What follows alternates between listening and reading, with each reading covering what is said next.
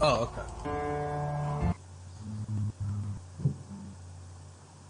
Awkward silence for the stream. Make everybody Hello, feel is it uncomfortable starting? first. Cock and ball torture. Cock and ball torture. Dr. Female. Ugh.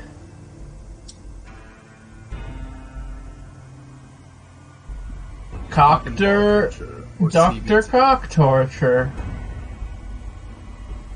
The Cockinator. Yes.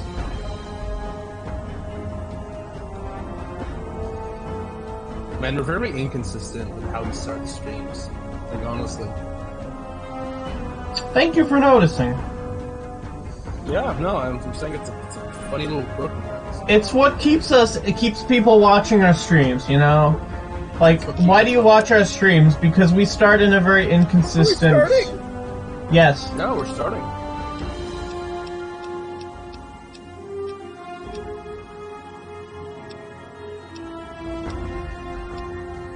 Okay, hello everybody. We're gonna play some Fallout, and we're gonna...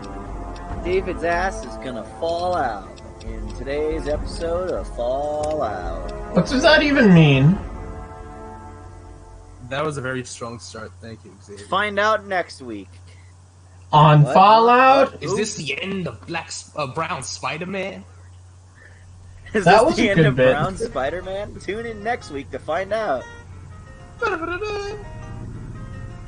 That turned out better than I possibly could have imagined. Honestly. I was very happy with how that because I was sitting on that audio clip for like a year and a half waiting for something to like be relevant to use it for. And then it fucking happened. Yeet. Oh shit. Yeah, and then they announced a Miles game. It's like, oh, it's perfect. Hell yeah. Where did you find that Wait, clip? and then they announced a Miles game? Shouldn't it be the other way around? That audio clip is from like a joke cameo that Stanley did in an episode of American Dad like years ago.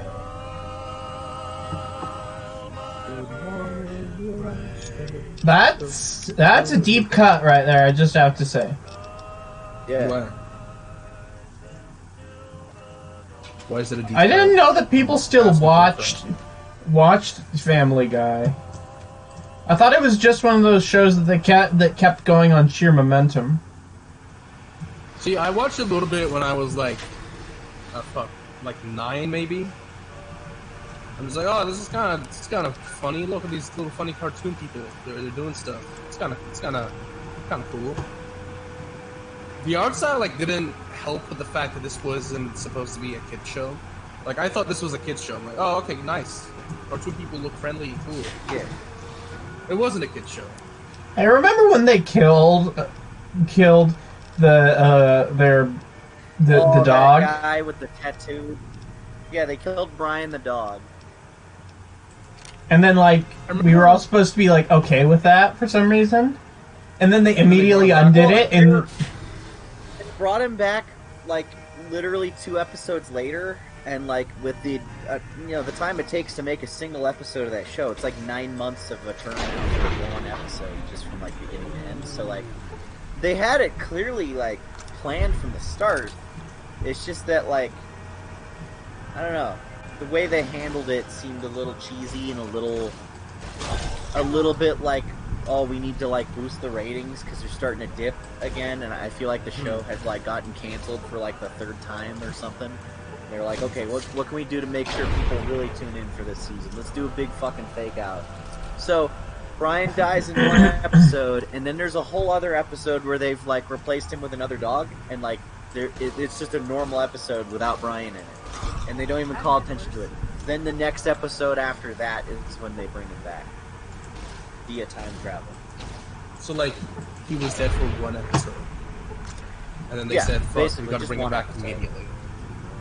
That's a little bit cheap. It wasn't If you're gonna make a decision like that, at least it was the stick to plan it for a all bit. along.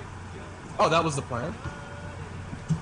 Yeah, no, because, like I said, it takes too long to make a single episode of that show, and so it wasn't something that they just did because of negative fan response. The episode where he was written back in was, done and ready before they even announced the thing was going to happen.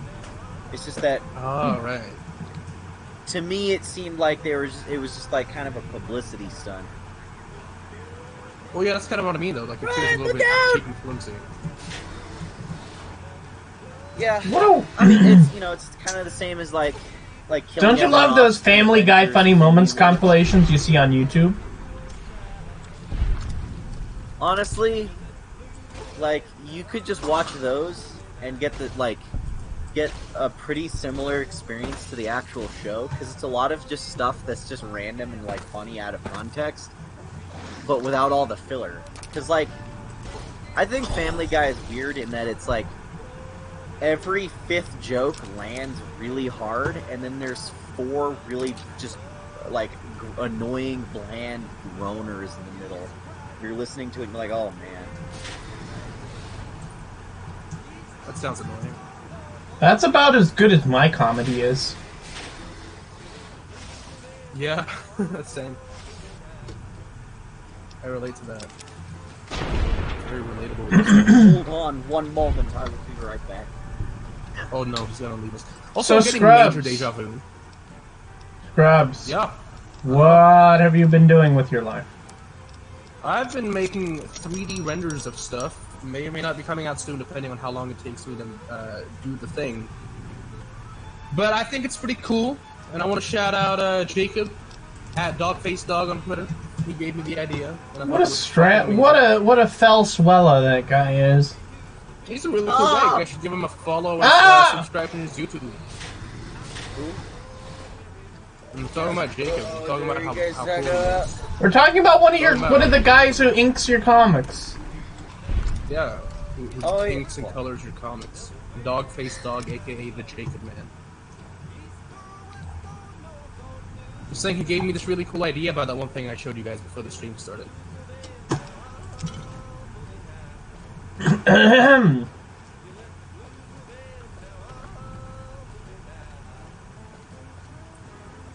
Aliens Cantankerous Maridays. Cantankerous marijuana. Mariachi. Cantankerous marijuana.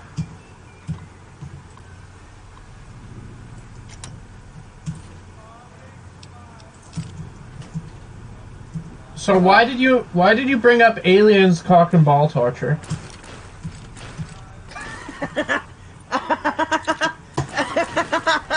There's no better I way. want to Photoshop the cover to say that now.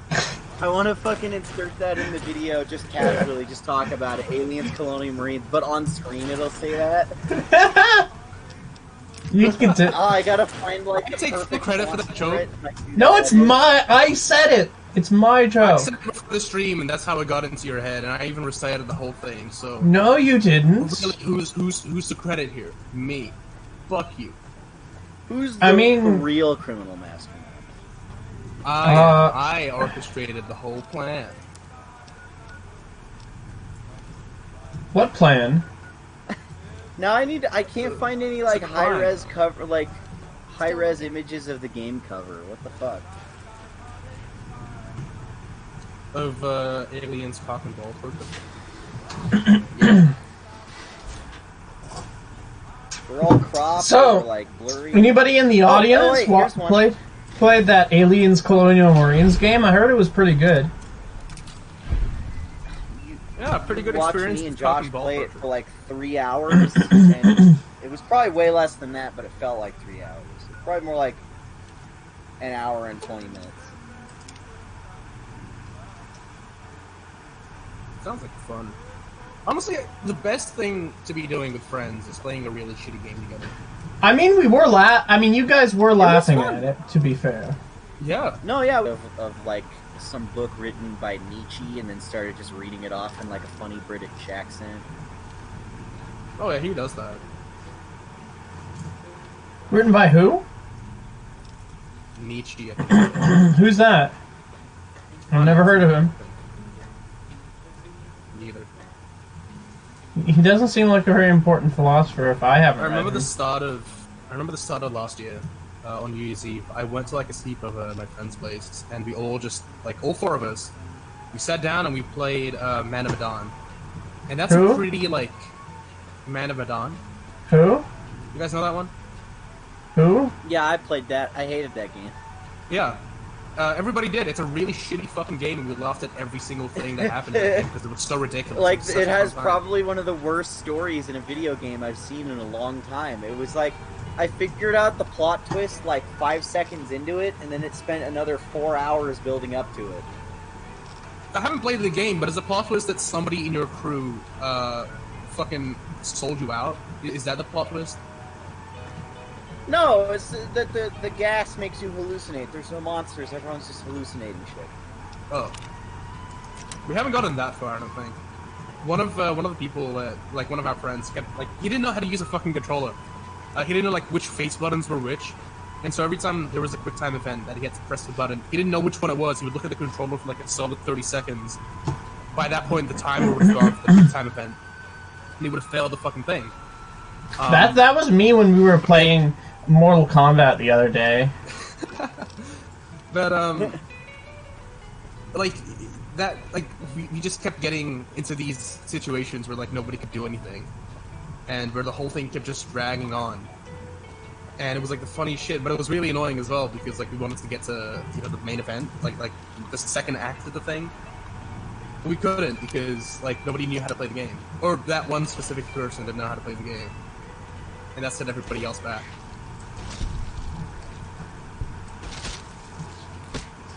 Sounds like he was torturing you. It was really funny, just like him trying to figure out how to use the controller. Because he just uses Mac. I don't think he has an actual Windows desktop or PC or laptop or anything. He just has a Mac, and like he doesn't play that many video games. That's enough of that. He just animates the whole time. So him figuring out how to use a controller was pretty fucking entertaining. Yeah?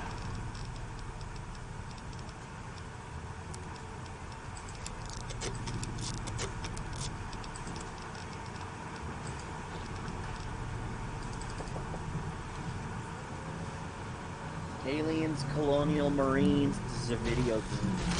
I wonder what video game Xavier's going to be reviewing next on his channel. It's a total mystery. What will Godzilla Mendoza be reviewing on his YouTube channel.com? Sometimes I just play video games just to play them. It's not always a video. Well, you don't play business. You don't play Aliens Colonial Marines for played fun. Yeah, we know it's like one of our favorites. Like David and I play that game together all the time. Yeah, I love the Colonial ass Marines. Xavier be like, not everything is about work. We can have fun every now and then.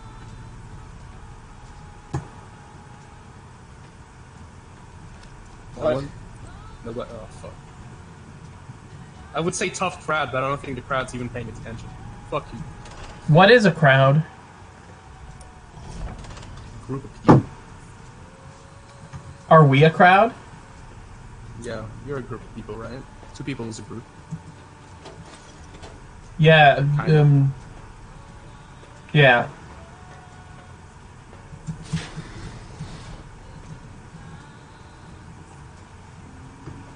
So, I have to ask, have you played Fallout New Vegas yet? No. Me? I'm not into Fallout, man. It's just, it's You should play it! I like video games that are less than 500 hours long. Well, it's only 500 hours long if you want it to be. You know, it's all about how much you... Well, if you just, rush through it, then you're not enjoying it. No. I'd rather, take my time with it. No. I think you can enjoy it either way. It's all about, it's all about the amount that you want to engage with the game, Yeah. Because the main story is fairly streamlined. Everything else is just extra, Is David mansplaining? Yeah. Well, you haven't played the game. I would only be mansplaining to you if I were explaining something you didn't already understand. Well, I've been watching you play the game for the past couple of weeks, so, that kind of counts. Not really. No? Are you sure about that? So are you looking forward to the Peacemaker series on HBO Max, directed and written by James Gunn? Don't know what I guess so, if only because it sounds really weird and crazy, and I'm like curious what the hell that would even look like. Basically, the character it was described by John Cena as douchey Captain America.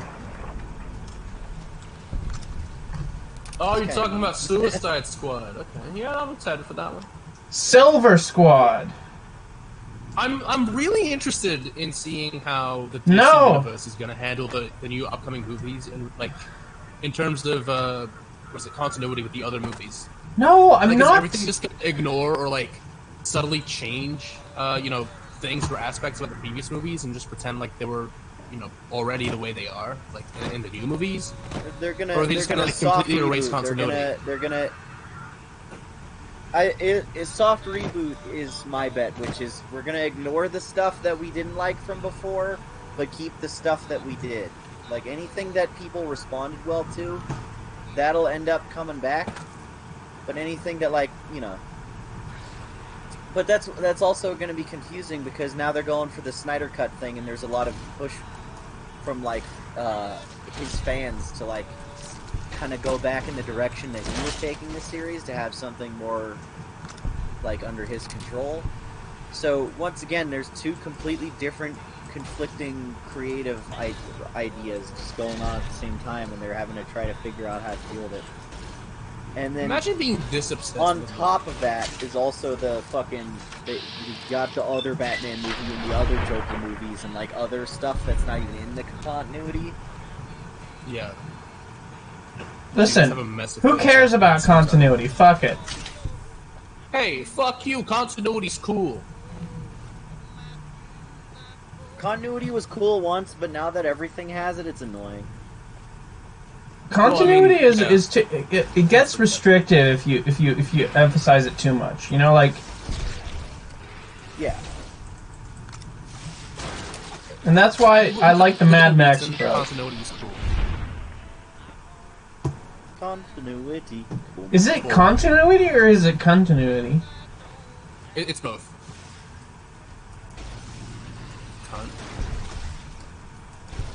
I thought that was a clever joke. Thank you. I thought so too, but nobody fucking laughed. So I'm kind of doubting that. Well, that's just mean.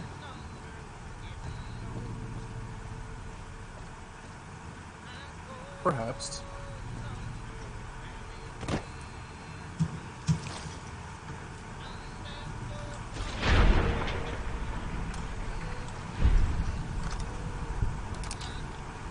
Why did you have to be this mean to me? Why not? Because I don't deserve I it. don't know. I'm mean to everyone. Because I'm a good person. No, I just like being mean to people. Like, look, I'm gonna insult Xavier right now. Ready? Xavier, stop being funny. You're embarrassing us, stupid. Oh, okay. All right. Yeah. I'm sorry. I just wanted you to think I was cool. You see, I have a big That's intuition for today, I guess. That, the insult you gave to him is a lot lighter than the insult you insulted me with. Shut the fuck up, David. Here, I'll try. All right. Okay. Here, I'll try. All right. Okay. William, you're a silly poopy head, and David, you're a fucking asshole. Did I do it right? I can't handle it. Were those equal in severity? were those equal in severity? No, were you equal in severity? Yo, mama's equal in severity. To the guys in chat, I left the call. I don't know if you guys I don't know if the beeping comes through anymore. Yeah. But I left the call for a bit for comedic purpose. Xavier doesn't laugh. But, no, the beeping does not come through. I did. It doesn't come through. You didn't laugh. I didn't hear you. Couldn't hear it because you weren't in the call. Yeah, that silly means you guy. didn't laugh. That means you didn't laugh, idiot. Stop lying to me. Do you not have object permanence? Object permanence? English, What's that? please. English Einstein. Still Get fucking our pussies! What? Start hacking violently. You don't remember that fucking bit? They're like, every 90s action movie has a guy being like, they've cracked our firewalls, they're infiltrating the mainframe. And then an action hero goes, in English, Einstein? And then the edgy hacker 90s guy goes, they're fucking our pussies, man! And then starts angrily hacking. That's What? There was a movie with Val Kilmer in it where that sort of thing happens. I don't know if it's Val Kilmer or somebody else, but like it's about a fucking teenage hacker with like the fucking cool shades and the fingerless gloves and everything, just like hacking into a mainframe. Who's Val Kilmer? He's that one guy who played Batman in that one movie. Walker Sloan. He's Remember yeah, Walker that too. Sloan? So like the guy from Suicide Squad? Yeah, Yeah. that's Oh, who okay. Walker Sloan is. He's the guy who shoots up his grappling hook and then he can climb on anything. That's Walker Sloan. That was Val Kilmer right there.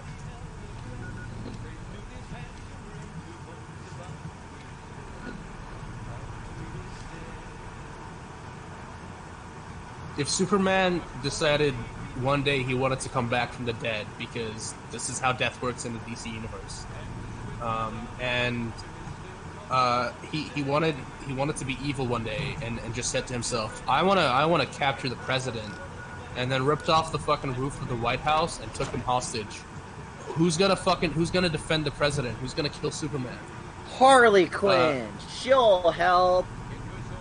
A crocodile man, a clown with a baseball bat and gun, a fireman, literally, and a motherfucker who can climb anything. And an Australian. And okay, but like an Australian is powerful enough to do that, so fuck you. No. Yeah, have you seen an Australian man? Have you seen someone in action like that? No, the fuck you haven't. Yeah, I haven't seen an Australian at all, so I think they're mythical. You haven't seen an Australian at all. Bitch. What? What did you just call me? I think any conversation is infinitely funnier if you just like say something and then pause, and while no one's saying anything, just following it up with, "Bitch." Yeah. I realized what I was saying before wasn't funny, so I tried to rectify that. Bitch. Idiot. Fucking rectify. He did got it. He got it. Bitch. For a second, I'm like, nobody's gonna fucking notice. I'm way too subtle with my comedy sometimes, and sometimes I just go way out and like. Oh, look at fucking you, subtlety. Mr. Saddle. I don't have a middle ground, and I need to stop. Oh, look at you, Mr. Saddle. Mr. Inventive, Mr. Genius, Mr. Cock and Ball Torture. The old It degenerate always comes feels back and stuff to funny, that. but I do it right. Well, it's important that you know about that, you know? I made that joke one time with you on It always comes you know, back through texting, and then I said it now before the stream a couple of times, and then David's like, "This is funny, this is cool, I'm gonna say that," and then that's what he did. He said that. He's been saying it for a while now, and I take credit for it. Bitch. Okay. Cunt. Bitch cunt. Hello there, mate. My name's Butch from The Boys. I'm gonna call everybody a cunt. It's alright though. It's a term of endearment, cunt. Isn't that guy from The Boys New Zealander, not, American? Not American? Yeah, he's not American, obviously. So how could he have that American accent you're just describing right there? Jesus Christ. Well, I don't know. I think if you're not born with an American accent, you could like easily like pick one up. You can just go to your local Target or something and be like, I want one American accent, please. You And have then targets they'll in give it New to you. Zealand? Yeah. Yeah. You learn something new every day. You don't have Target in New Zealand? Well, I don't, but apparently you do. Yeah, I do. Don't you? I'm very confused right now. Sounds like the you problem. What she said. No, I think that's what I said. So, yeah, like I said, that's what she, as in you, said. Don't misgender me, cunt. I just did. Take it back. Say sorry. I refuse. Oh. Okay. I refuse to cisgender you.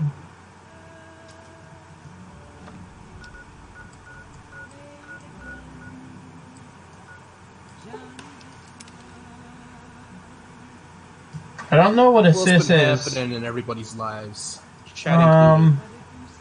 I don't know. I don't know what's been happening in my life lately. I've been doing a lot of stuff. Oh yeah? I've been doing the things.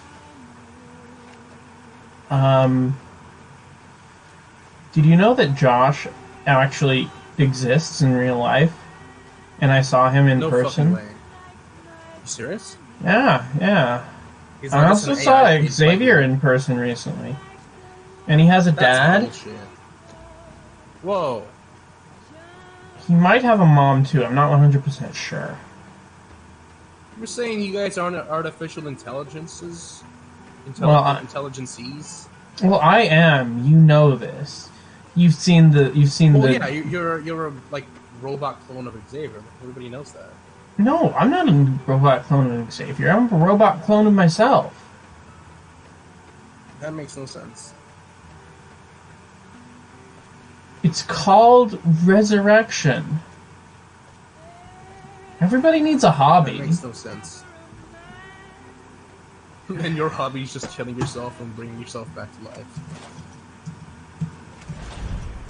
That's how you become That's how you become fucking Doomsday. Who? You remember that That dumbass thing about how Doomsday from Superman was created? Is that a scientist in space somewhere just kept cloning a baby after he killed it every time? So you just throw it against a wall and then clone it and then throw it against a wall until eventually it just like through genetic memory started like developing an immunity to being thrown against a wall, and then he would just like set it on fire and shoot it and just keep doing this forever until it like was an indestructible monster that could just live forever, and it's immune to all like traditional forms of pain. That's disgusting. That's what David's doing to himself. That's how David exists. That just seems a little bit weird. I'm ashamed of you, David. Why the fuck would you do that? And then the movies were like, nah, it's just Zod but lumpy. Zod but lumpy. Didn't even look like Doomsday until like 5 minutes at the end of the movie. Here's Emperor Zod, but now he's a little lumpy and he's got a little fucking, he's got some bones sticking out. He's lumpy and he's grumpy. He's lumpy, grumpy Zod. I guess somebody fucked up the order of boneless Zod. Jesus.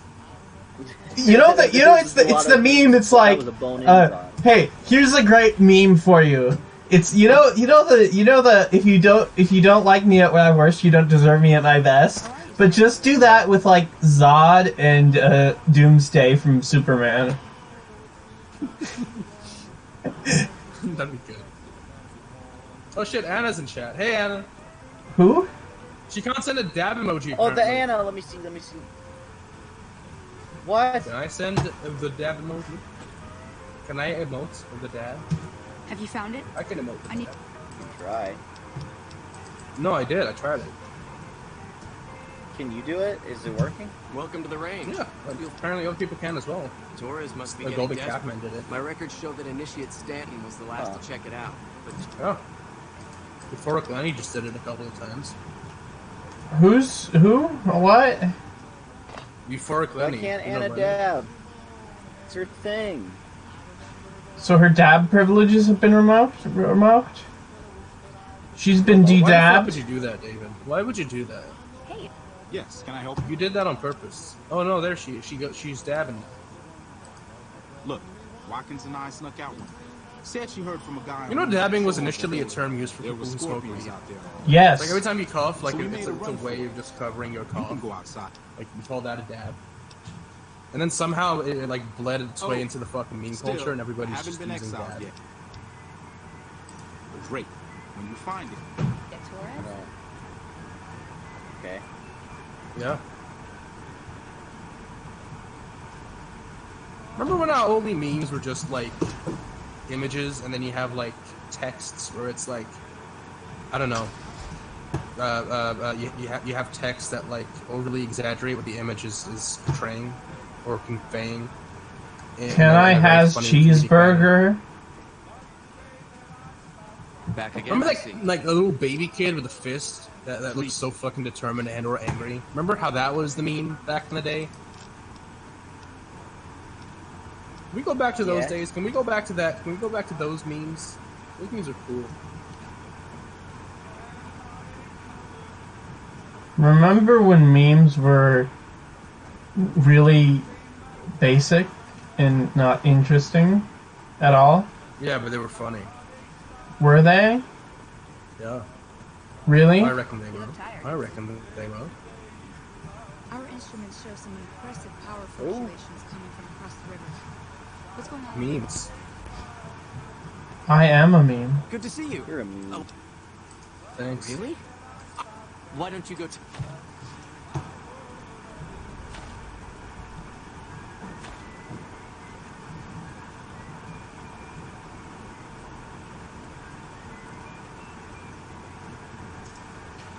So did you know that Babylon 5 will be dropping on HBO Max on January 26th, 2021? Back again, I see. Is this a sign that J. Michael Straczynski will be coming back to doing stuff? Well, he's doing stuff He's right in now. comic books? He's like writing He's in novels and comic shit. books? Yeah, I know, you told me about that. I find it kind of weird how he just, like, stopped doing anything related to comics, like, at all. Well, Well, his eyesight's getting bad. I think it was partly Well, his he's eyesight writing and partly... No, he's not. He's back in comics, actually. He's just doing, like... some, like, ex-publishers from Marvel started a new comic book company called AWA, and he's been working for them.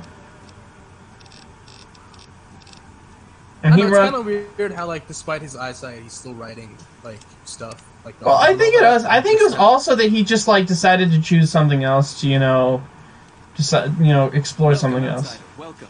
With the surface That's open fair. to us once again. Harden's already started talk of sending... I know, I made a What tweet can- about this, like, not too long ago, like, a few hours ago, I think, but... Exceptional. Like, I just feel like ever However, since JMS left the comic books, like the as one Spider-Man of our comic patrols books, everything has just been so, like, However, bland this or turn of uninteresting. events could also be enough.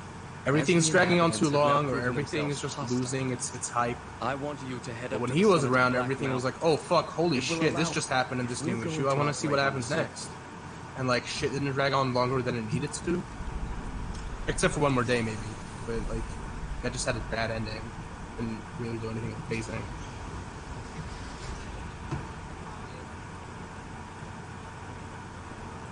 So what you're telling me is, fucking Last Remains is a cool idea for a story, and a lot of the ideas in there are interesting, but the execution is incredibly fucking frustrating because it keeps just going on forever And on. And on. and ever. It's just introducing Ever. elements that shouldn't be relevant to what the story is about. Like, the whole thing is just about There you are. undoing a certain Feel thing this that one, was, thank or you. not undoing, but like addressing a Oh, certain look thing at that! happened a couple of years Look ago. at that! Oh my god! Oh my god, I love it!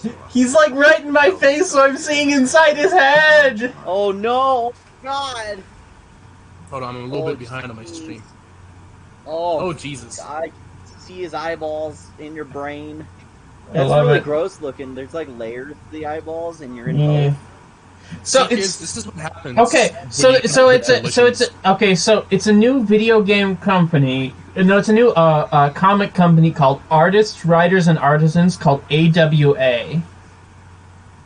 And I'm trying to find an example of like what he wrote. He wrote recently for them. One of their like because they're like building up a whole new universe like of stories. So he wrote something called The Resistance for it.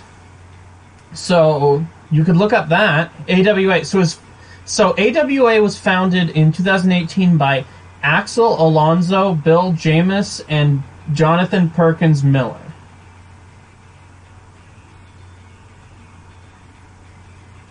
If you know who those guys are. I don't. Well... And then they have like they have a creative council, which are like some writers that sort of guide the universe. And it's J. Michael Straczynski, Reginald Hudlin, Garth Ennis, Greg Hurwitz, Margaret Stoll, and Frank Cho. Oh, there you go. You got some reading to do. Yeah. My name reading. My name Jeff. My name reading. Governor.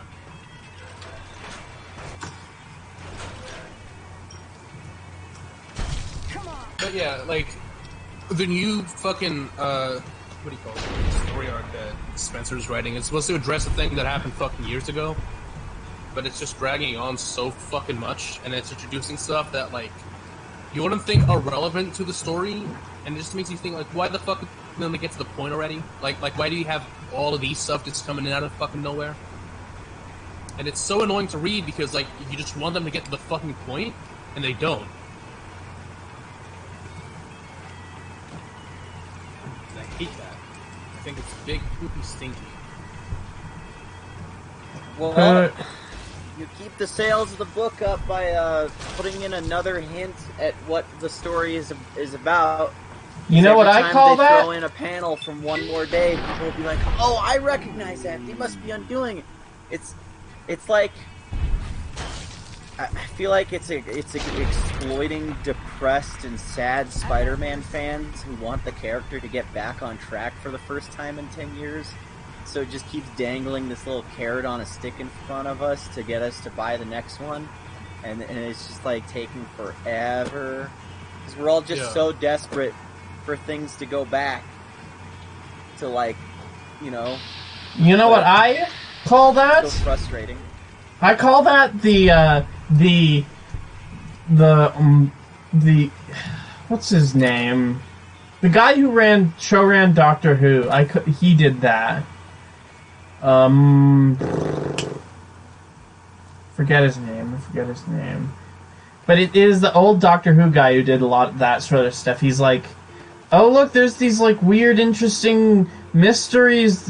Ooh, I bet I'll solve them for you. Ooh, these interesting things that happen. And then you're like, oh, is this it? Is this the solve the mystery? And then he's like, nah, next time. Come back next time. Exactly, like every time.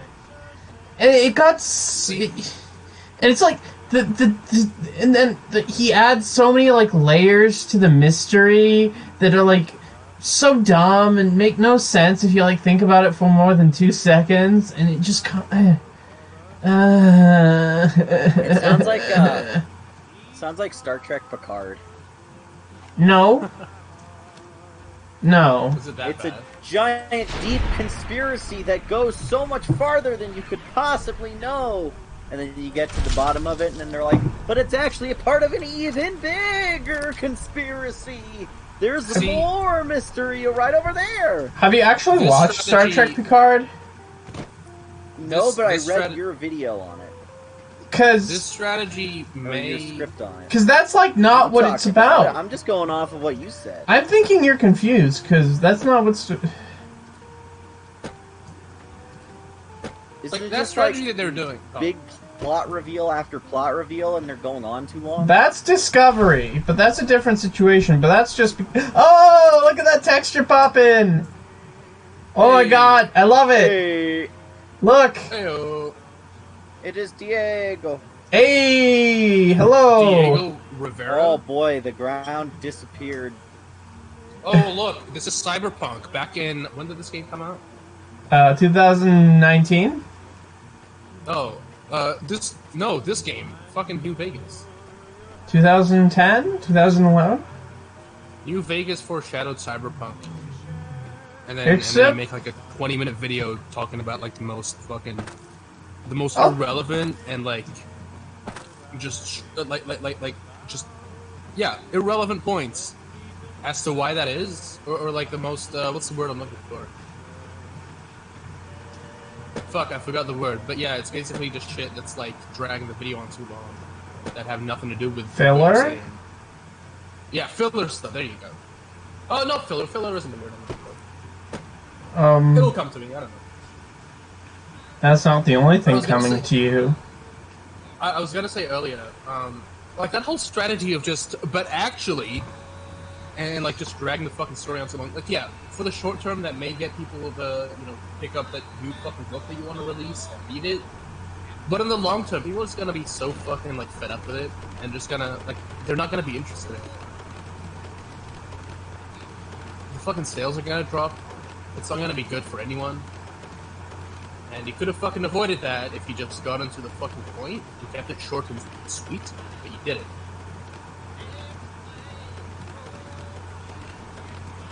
I'm kind of hoping that's not what happens with this new book. Because, well, yeah, there are some stories that just, like, are more missed than hit. It is going pretty well, and I am enjoying a lot of the stuff that he's doing, Nick Spencer, with the book.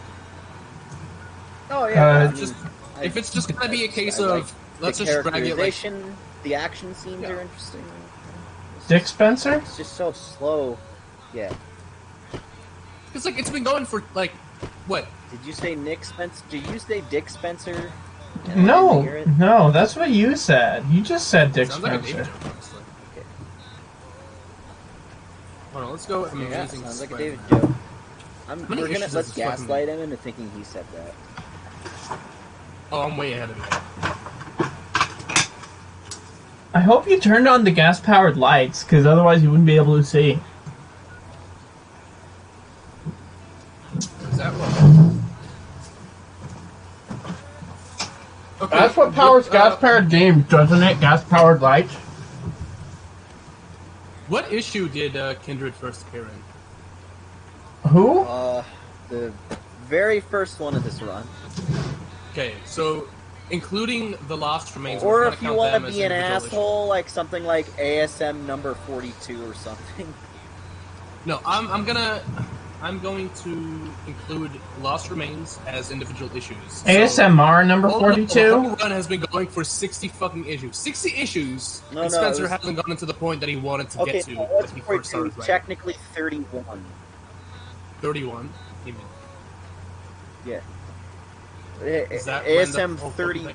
No, 31 of the Ditko run, if you want to get technical. Of the Ditko run? ASMR 42? That's when Kindred would have been introduced technically. But if we're talking actually as the name Kindred, then number one of the new run, and like the backup story after the main issue, there's like this single there's like this 3 or 4 page thing where Mysterio is in court trying to defend himself, and then Kindred is like, hey, remember when I brought you back from the dead to do my bidding? And then Mysterio is like, oh, my pants are thoroughly shitted. I'm confused now, though. What do you mean? Yeah. Like, the Ditko run?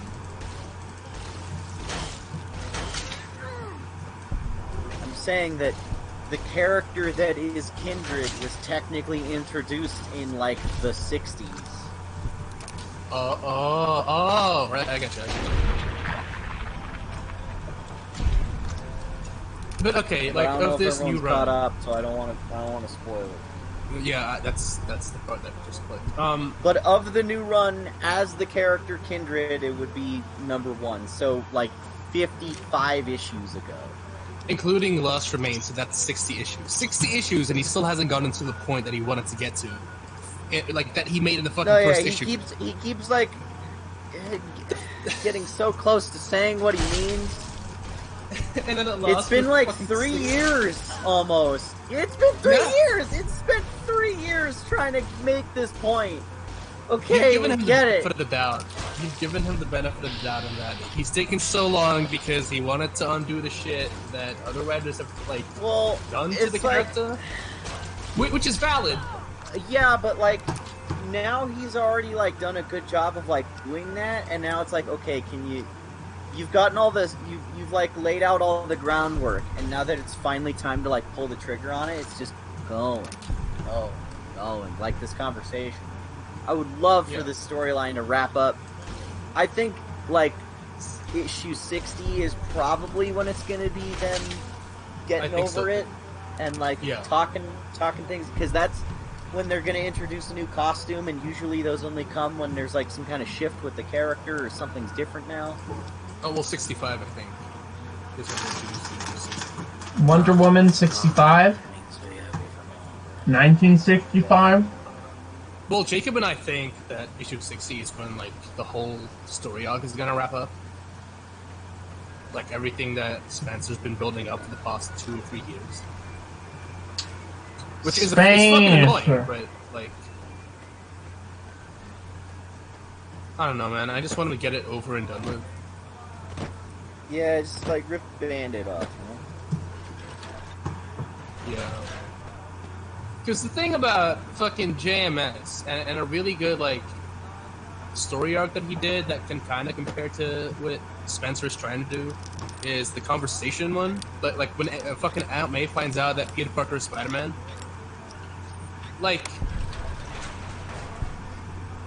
it gets to the point, but it knows when to take its time. The pacing is fucking perfect on that one. And every issue just keeps you wanting to come back for more. It doesn't leave you with a groan of fuck, when is it? What's he doing with it? Come on. The pacing is so absolutely perfect with JMS's run that. Yeah, having watched Babylon 5, I can say, not getting to the point is definitely not one of his problems as a writer. Or the other. That whole thing with Ezekiel. That shit was longer than, say, the conversation, or the whole thing with, fuck, what was that villain's name that Peter had to fight? It was Shatra or Morgan? Shatra, that's right. Yeah. Well, there's that a lot of way interesting sub-stories in that. Right. It felt but I knew when to get to the point. Well, okay, you know what? Here's why it felt different, is that all of the sub-stories in there were all, actually building up to, the bigger overall arc, and all of them had, purpose for being there, but also, they were just interesting on their own. You could just read the Shatra thing, and that would have been cool, or the guy who's teleporting around and kidnapping children, and Doctor Strange has to help, that was cool, you know, all of those were interesting individual stories. They didn't feel like distractions from a bigger story, where it was hey, we're gonna dangle this thing in front of you. Alright, now I'm gonna not acknowledge it for fucking 16 issues and just show you a bunch of other stuff. It didn't really dangle anything in front of you. It's just that you were watching these individual stories happen, and then realizing at the end that, oh, they were all connected for a purpose. All of them were one big story. I really hope we can find so just the presentation was better to read one-to-one instead of just alright, here's Kindred, don't you want to know who that is? Well, fuck you, come back in 18 months when I'll tell you a vague hint about it, and then 6 months after that I'll tell you for sure. So to run was very guilty of that. So to stand the runs around to stand Babylon 5 a little bit more, because that's what I do with my life. I think one of the things that he does that's really good in Babylon 5 is that he has individual stories that at the same time help build up the larger story that he's telling. Yeah. That's exactly what he did with Spider-Man. That's exactly what he said, yeah. And that's really cool, versus, the fucking Because I know his name now. It just feels like starty stoppy. It's like red light, green light, but with the actual plot. It's I remember his name now. It's Stephen Moffat who wrote Doctor Who, and he just kept going. You want to know what it is? You want to know what it is? And he's like, he just keeps adding like stupid layers to a mystery, and it's like, oh well, these people were doing the thing that you were wondering about last season. Why are they doing it? Because of this other thing. What's this other thing? Fuck you. And he just kept adding like stupid layers to a mystery. It's like, you know, we don't need to have that many layers to a mystery. We just like need answers. Well, another thing that really bothers me about modern comic books is that they don't feel like they did before. And this isn't like nostalgia talking, because I only started reading Spider-Man comics at like fucking 2018. That's like 3 years ago now, but like, I'm not very nostalgic when it comes to comic books because I never read them until that point. But the thing that I've noticed between fucking, again, comics were better in my day. And Stan Lee's comic books and fucking the new ones that have been coming out. Like, I don't know. By new ones, I mean the ones from the past 10 years. They just feel different, and they don't feel different in a good way. I don't know how to describe it, but I don't like it. Comics were better in my day. What was your day? Oh, about 2 days ago. David the Boomer talk. I am a millennial boomer.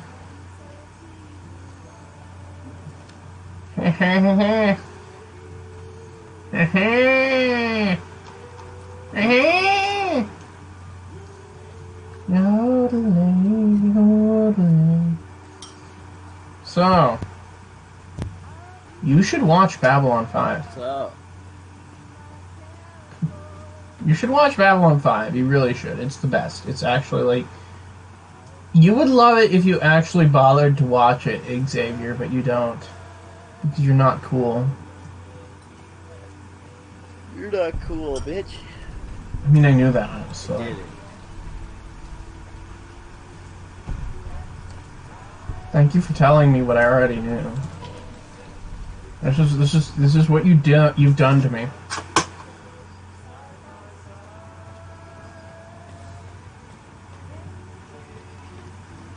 Come to see the fights, or Red Lucy?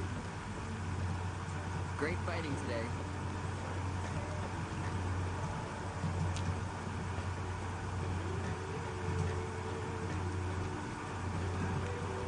So, do you have any other... So, the other night, when I was visiting Xavil, we started watching the new Wonder Woman movie. Of our bloodthirsty crowds reaches every corner of the wasteland. Watch about 10-20 minutes of it. This is the Thorn. Here's where you can bet on the... Be warned. And then we turned it off and started watching Mad Max The Fury Road rules are instead. simple. Mm-hmm. But you Wow, that good. I will... Man. If that tells you anything about it, because I've seen it already. I don't know. Yeah. I don't know what to say about it, Well, really, because there's just what- a lot to say about it. The Thorn demonstrates beyond... I will say one thing about that movie is that it's like... No, I don't want to make a video on it. I don't care about it that much. I just think that, like... The movie has some flaws that are very interesting to Think you talk have what about. it takes? Yeah. The Thorn Because, needs like, new... they're bring kind new- of stuff you just don't see very often in these kinds of movies. So, It's and David's theory behind that was because it's very director driven rather than studio driven, so it's like a very unique flavor of flawed. It's got like a lot of stuff going on about it that's like kind of unique. You know, I was also thinking about like the on my own. I was thinking about the sequence in the. I was thinking about the sequence. We watched through the sequence about the. What was I thinking? we were watching the mall sequence, right? And I was thinking about that sequence again, and I kind of realized that I didn't like it quite as much. And I kind of realized that you can really unfavorably compare that to something like... I was thinking about especially the opera scene from Mission Impossible Rogue Nation. You remember that one? Yeah. And my point there, this is sort of just a very, like, directory point, is that I think that scene was, like, looked confusing and was kind of, like, visually choppy, because I don't think that the filmmakers did a good enough job establishing the geography of that location before putting us into the action, you know? Mm. And how of course in Rogue Nation it's a little bit different, because it's like it's a lot more suspenseful. Ooh, what's going to happen? But they do a lot better job of establishing the location and the moving parts before everything happens, so you know what's going on. And I think that there was a lack of visual sort of cohesion in that scene that I think was needed. So, what do you think of what do you think of my very nerdy cinematographer pointy? What you're saying is valid, and I agree with it. Mm-hmm. But I also think it was a dope scene. I liked it. You did? Yeah, she did the whippy thing with the lasso and everything. Like, yeah, that's true. I just think it needed something, you know. Yeah, definitely. Oh no. Why are you agreeing with me? I don't know. I don't know. If you agree with me, then I might not have the special, unique, different opinion that everybody else doesn't have. So I think you've torn down my entire sense of self-worth just by agreeing with me. You're not supposed to agree with me. What are you doing? Anyway, yeah, that was a good point. I made you a not contrarian. Yeah, and I don't like being a not contrarian. Right, because that's what you are. That's my entire self-esteem is based upon being a miserable self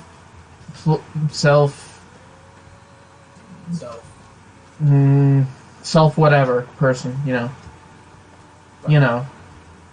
Yeah. Yeah. Definitely. I mean, Xavier knows this. He's been friends with me long enough to know all the stupid things that I do. Oh, I'm sorry to hear that. Sorry to hear that for him, too. Right?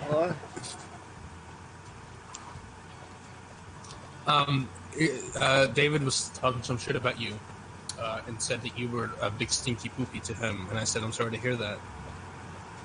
Yeah. And I said that I'm used to it at this point, but I only coast off of him for the fame. What I do? I'm just sitting here. Yeah? I'm just sitting here writing about something. Working, man. Yeah? I'm working it. Yeah. Working it. What are you working on? I'm walking it. I don't want to spoil it or be too specific about it, but I'm writing a script for the next game. I know what it is. Oh, jeez. Is it what I'm thinking of? Is it the thing? Is it a review of the Thing video game? That one thing? Yeah, that one thing. No, is it a review of It's gonna be a... Is it a video review of the Thing video game? The video game based upon the hit movie, The Thing. That video. We already did that. I think I know what it is. I typed it in the Discord chat. Is this it?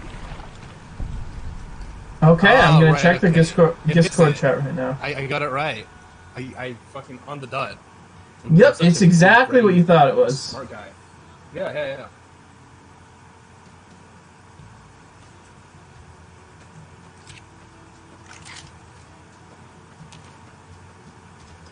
You're smarter than I am now, I guess. I guess Guess I have to. I agree with what you just said to me. That's a very good point. I agree with. When that happens, eventually I'll get started on it. But like, I don't know when that'll be. What she All right, said. well, for me to get started on it, I'm gonna need. Oh, no, you're okay. Never mind. I need to do that one other thing for that one thing, but I need you to be on call so I can get your direction for it. And I think I'd be done with that, and I'll send it over to you, and I can get started with that other thing. Oh yeah. Okay. Yeah. What about that other thing that I talked to do this year? What about the other thing that I talked to you about? The other thing with the animated shampoo, we gotta do that first. Yeah. Man, it's been like 3 years now since I've been like MIA from like animation stuff. I'm so happy to finally be back. Little things. Little things, but you know, not as big as the Spawn animation, or the Punisher animation, or the first Marvel Ultimate Alliance animation. I'm so happy to finally be back and just be like, fuck yeah, cunt, portfolio time, projects and shit. I need to like actually update my YouTube channel. I have a plan for what I want to do, but I need an editing software to like actually put that plan into fruition. I just want to edit. So I don't know. It's my channel will have some activity pretty soon. For the people who've seen my tweet about that, don't lose hope yet. I'm about to do something. I'm about to upload everything I did for Xavil. Bada bing, bada boom. Or just YouTube stuff that I did in the past like 3 years. It'll be pretty fun. It'll be pretty cool. Bada bing, bada boom. Yeah. One step closer into the room. Who? Oh, my spine. Same. My spine! Ultimate Carnage when Ultimate Venom breaks his spine in Ultimate Spider-Man the video. My spleen! Ah, my spleen! You know, like that bit from Invader Zim? No, I haven't seen Invader Zim. Uncultured heathen. Yeah? Yeah, watch the... Okay, so first thing you do is watch the animated the animated revival on Netflix because it is beautiful and brilliant. Then you go back and watch the show. Well, I'll give you a better suggestion, Frank. Kim Possible, the TV show, and animated movies. I mean, I'm assuming you already watched it, though. Impossible? Yeah. Shit is fucking amazing. I love Kim Possible. The new movie's such a letdown, man. And I'm not just saying that because of nostalgia, or because writing isn't meant to be for I rewatched the show recently, and the writing holds up. And it's good, even for my standards, like for adult standards. So that excuse is kind of the Kim Possible live-action movie. What? One came out like 2 years ago. What? Hey, chat, I have a question. Did you guys read Spider-Man 94, issue 1 and 2? And if so, what did you think? What's Spider-Man, and why is it 94? I don't know. It's a little comic thing that I do, because there's a animated series for Spider-Man in 1994, and it was canceled on its 5th season before it had a proper ending. So me and my friends, who are very good at replicating the art style of that show, are making a comic about what we think would be a cool way to end that show and give a little closure. How many issues will there be? 5. And I know exactly what happens in issue each 3 and every single one. He's read all the scripts. Issue 3 is almost done being drawn. It's just going to take a second to color. Cyborg Diego, just go look at my Twitter. I've been retweeting the comic like all day. Shit is fucking good. I am so excited for issue 3, 4, and 5. Are you excited for issue 6? I've been lettering. Like, yeah, issue 6 is gonna be sick. I've been pre-lettering the pencils because like Dane sends me like just the pencils, like that's it, like the sketch of everything, and then I'll like letter that, and then I'll just take the colored stuff and then put that on a lower layer, or on like in the middle layer between the letters that I've already put, and then over the pencils to like finish it off. And so like even though it's not colored yet, like 16 out of 21-ish pages of the next, or no, it's actually 20.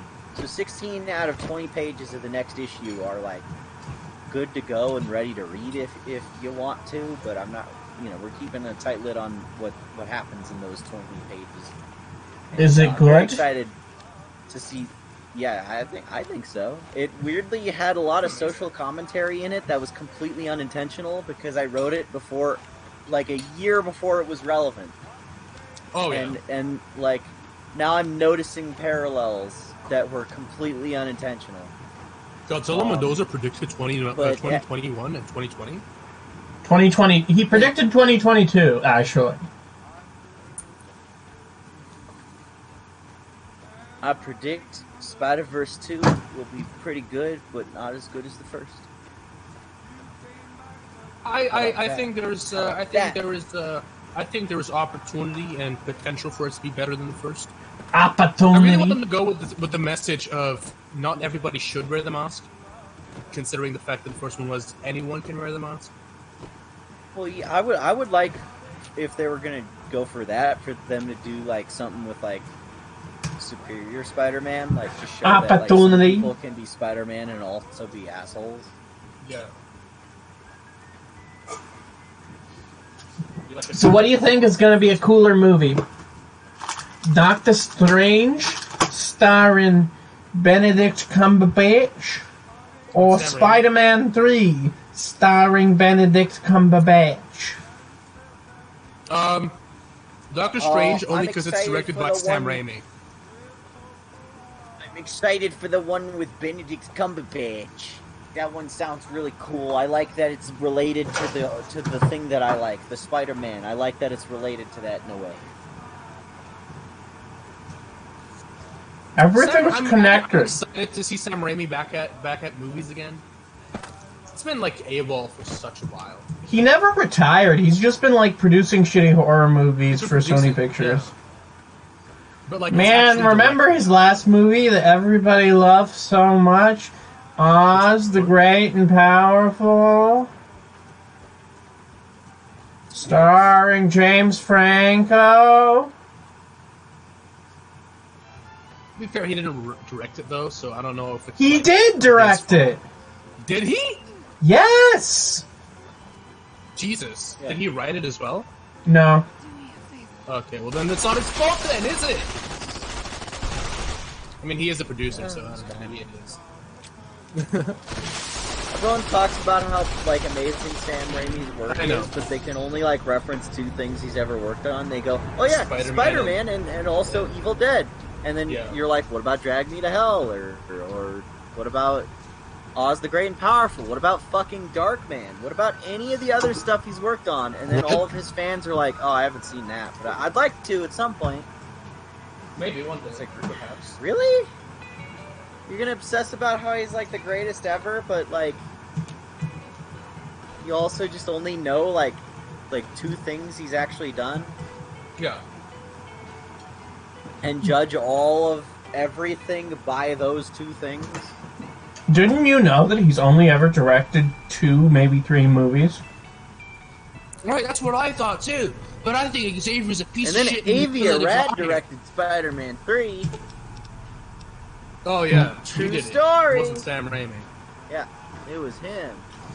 It's remember, it was all his fault. It's never Sam Raimi's fault. 500 people were involved with. I will say, in Sam Raimi's defense of Spider-Man 3, with what he was forced to do, it wasn't that bad.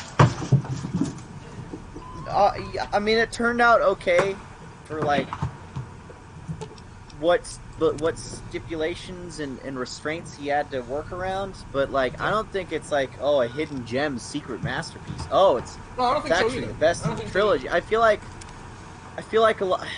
I get really tired of this revisionist history thing where like something comes out and then everyone hates it, and then that thing gets rebooted, and then everyone goes back and says the thing that sucked is like actually good now, just to dump on the new thing. Like, the Star Wars prequels are not magically awesome now because the sequel trilogy also was bad. That means there's just more bad Star Wars movies than good ones. There's 6 fucking stupid ones, and then like 3.5 like good ones. So it's like, I mean, I don't like a lot of stuff about MCU Spider-Man, but now people will go back and be like, oh yeah, Amazing Spider-Man 2 is actually underrated. But it's like, no, it's not. It's like got like good effects and fight scenes, but like the script is a jumbled up, garbagey mess. Yeah, it's just like it's like almost incoherent. It feels like 6 movies like mashed together. You don't tell me that's like actually awesome just because you don't like Tom Holland stands on Twitter. Like, don't feed me that bullshit. What really is an underrated movie? And Xavier disagrees with me because he's a big stinky poopy. Ben 10 Alien Swarm, that shit is fucking underrated. You shut your fucking whore mouth. Ben 10 Alien Swarm is not good. Ben 10 Alien Swarm is a disgusting looking trash fire where he turns into like 3 aliens and 2 of them don't even are talk, and then the third one is like a stupid little nanomachine thing that was never in the cartoon. The effects are bad. Kevin Levin can only absorb stuff in like one scene and it looks like shit. And like Good work, stranger. Here's a compensation. Don't you talk to me about an Alien Swarm and tell me that's good. It's not. Bring me a No, but they have Therefore Tomorrow as they have one of their songs in the movie. It has that song, so it's all worth it. It has a little bit of that song, like the start of it, and like a little bit of the instrumentals from the rest of it, and it's fucking good. It's underrated. Bro, yummy, yummy, yummy, yummy pizza is actually secretly awesome because the trailer for it had a block party stuff, which is my favorite thing. So also the movie's great because the trailer. Yeah. Also, Words right out of my mouth. Also, I'm glad we're on the same page. Also, you know what else is an underrated movie? What? X-Men Dark Phoenix! Shut up! It's like not. I mean, okay, all right. Well, it's pretty good. I don't think it's awesome. I don't think it's Yeah. awesome. I think it was kind of underwhelming, but it's not like bad or like it's not irredeemable or unwatchable. It's just like really middle of the road. Yeah. Okay, but you're wrong. It's like Thor: The Dark World. It's like not offensive. No, you're wrong. Shut your mouth. You're wrong. You take that back. I can't remember a single thing from Thor: The Dark World except that one scene where there's like black clouds everywhere and the hammer just cuts through that. I can't remember anything from Dark Phoenix except Mystique dies, and then that's one thing. There's a cool fight on a train that was added via reshoots, and that was neat. And then the end. I can remember more. Hang on. There's a bunch of weird, like, plant aliens that were supposed to be Skrulls, but they made them not Skrulls at the last minute. They're not plants. They look like scary. They look like scary white people, and they talk with Jean Grey in a bar, and they're like, "Do you want to join our fucking sex club?" And she's like, "All right, I guess why not?" And then she makes Professor X walk up the stairs. Like, levitating his legs, and he's like, "What the fuck? Stop! Oh my god!"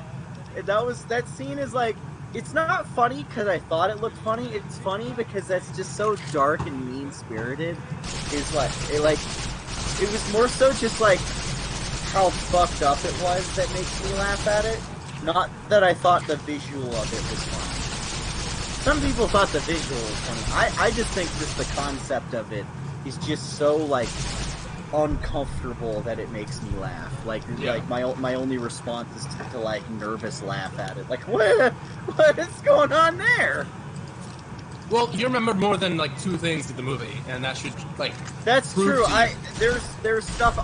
they wasted the one F word on Cyclops, and it was, like, really... It was, like, the lamest one ever. They wasted the what on Cyclops? The PG-13 F-bomb. Because all the X-Men movies, they could use one F-word because PG-13, so they in all of the X-Men movies, they always give one in there, and... Most of the time, they would have Wolverine say it or something, or like have it in a funny context. But of course, Wolverine's not in this one.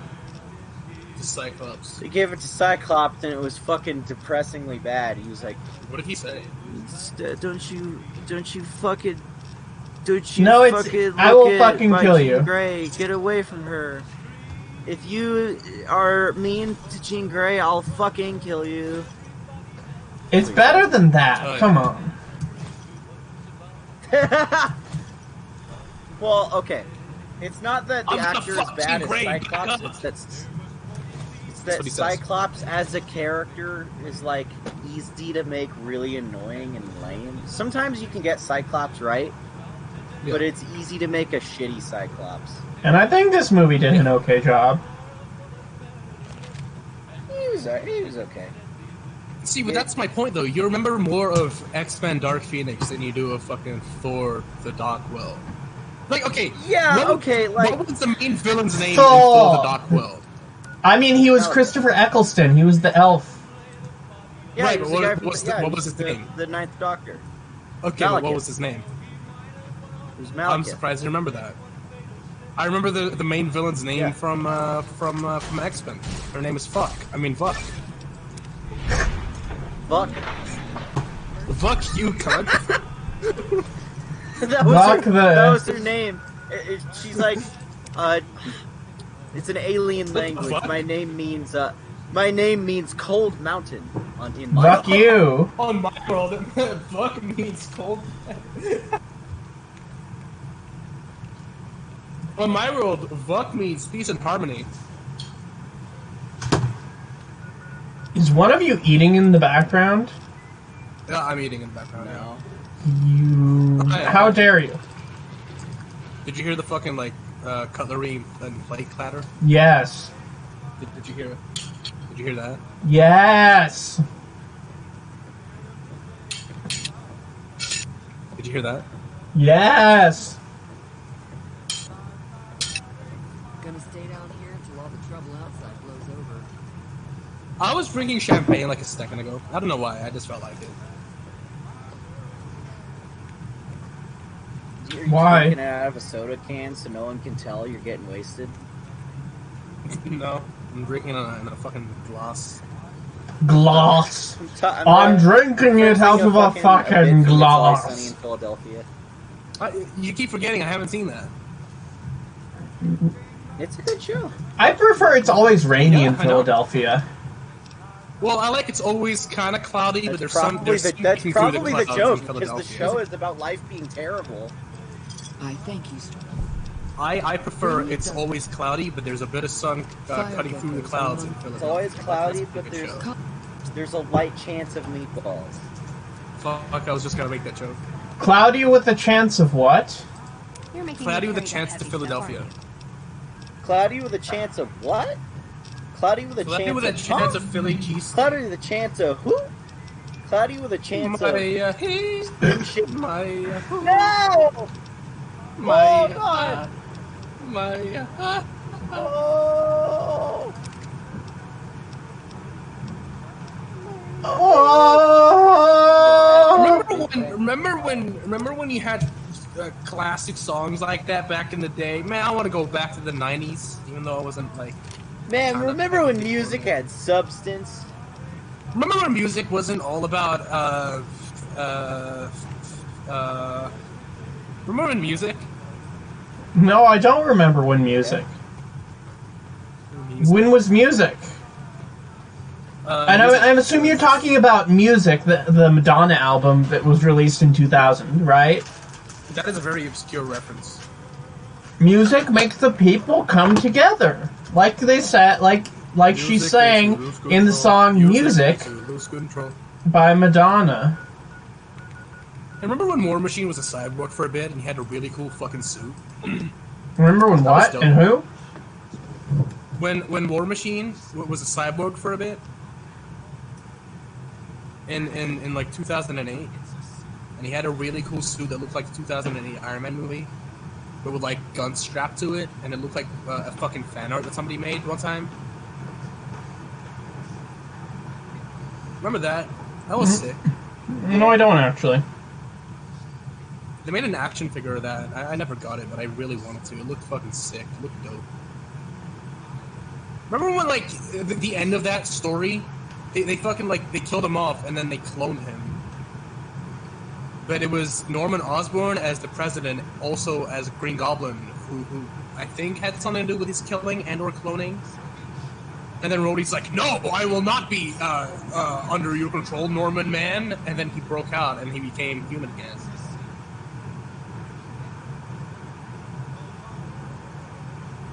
That was pretty cool. Hey, you remember when Zack Snyder made Cyborg look like a piece of computer-generated vomit?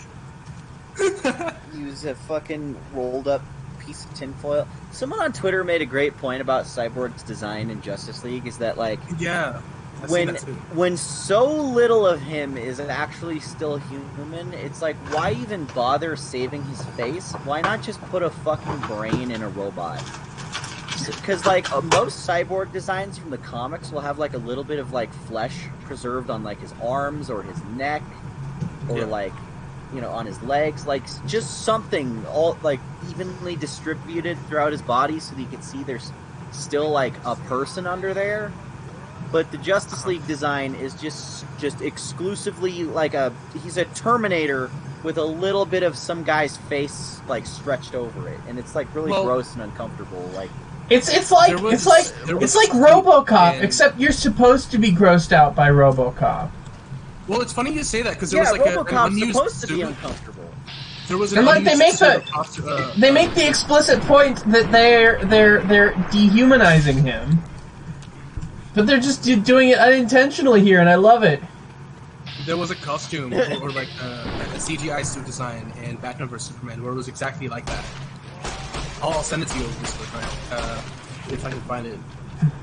Batman v Superman Cyberger. I think it was, like the suit was supposed to take. Oh, there it is. It was like alongside that one Flash costume that you barely got to take a glimpse of before he fucking like retracts the helmet. So I'm thinking it may have taken place in the future, but I don't know. I mean, like what you just described is kind of what it looks like. That's kind of what they were going for.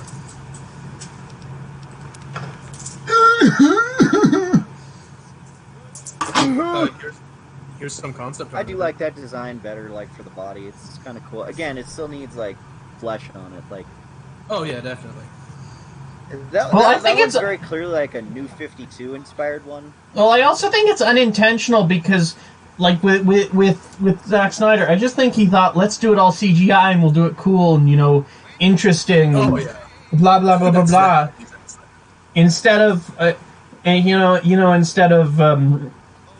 I just think it's a case of overuse of CGI instead of going practical, and I think it could have been fixed if they went practical. Because, like, in Doom Patrol, Cyborg is a completely practical costume. He's a normal guy wearing a bunch of prosthetics and, like armor pieces and like an outfit, and he looks so much more natural in every scene he's in, like, interacting with people and hanging out, and, like, he doesn't have like this weird uncanny thing where he's just like a little bit of a face on what is clearly a cartoon character.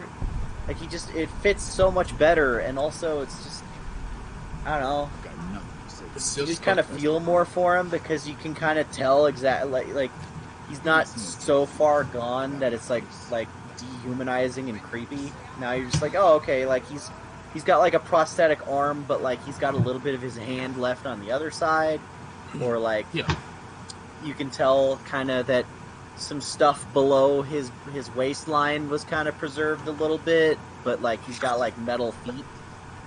You know, they give him enough to be a cyborg and not like a full-on robot RoboCop thing.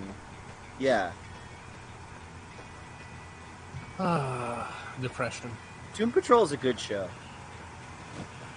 I've heard theories that like that one show for kids with the dogs and everything. No. God, no.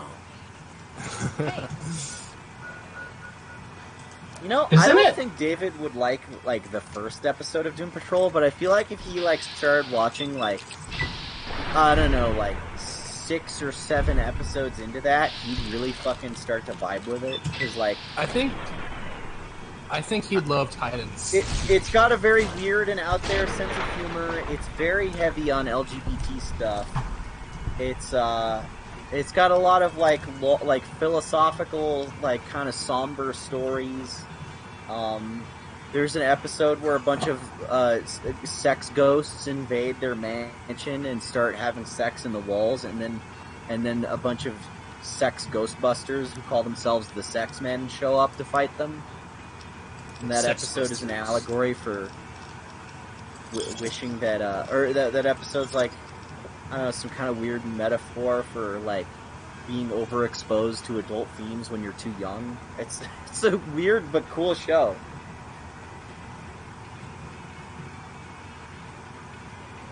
I love how you're talking about me like I'm not here. Oh fuck! I clicked the wrong button somewhere. Shit. Oops. Oh! Hey, David. Hey, when did you get here, buddy? I was just chilling with William this whole time. What's going on?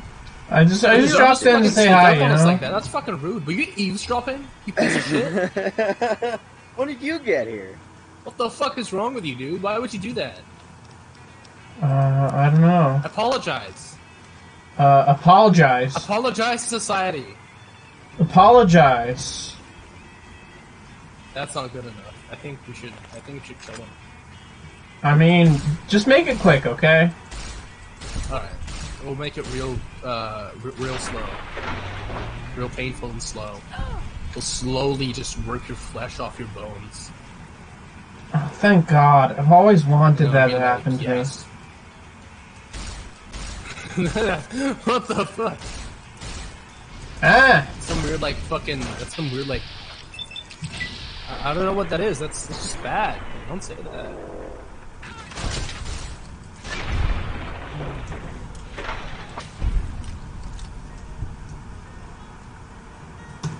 Yes. Yes. My name, yes. Very nice. Are you sure it's nice?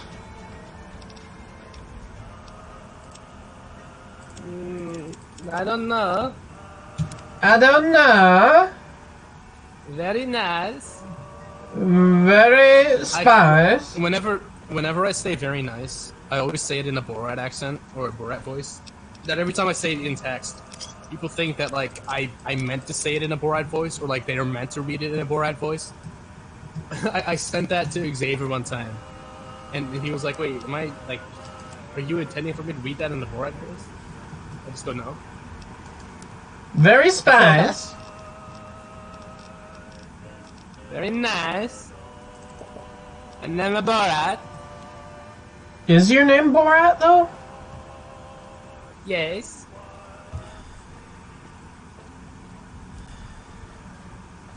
You remember when Sacha Baron Cohen as Borat went to a neo-Nazi rally in Washington, and then he sang a bunch of like really incredibly offensive racist shit, and then like like what? And like in character, and it's in the movie. And he was like, he said stuff like, "Oh, journalists, what are we gonna do? Chop them up like the Saudis do?" Jesus Christ. Oh God. I remember that. That was fucking terrible. Or like,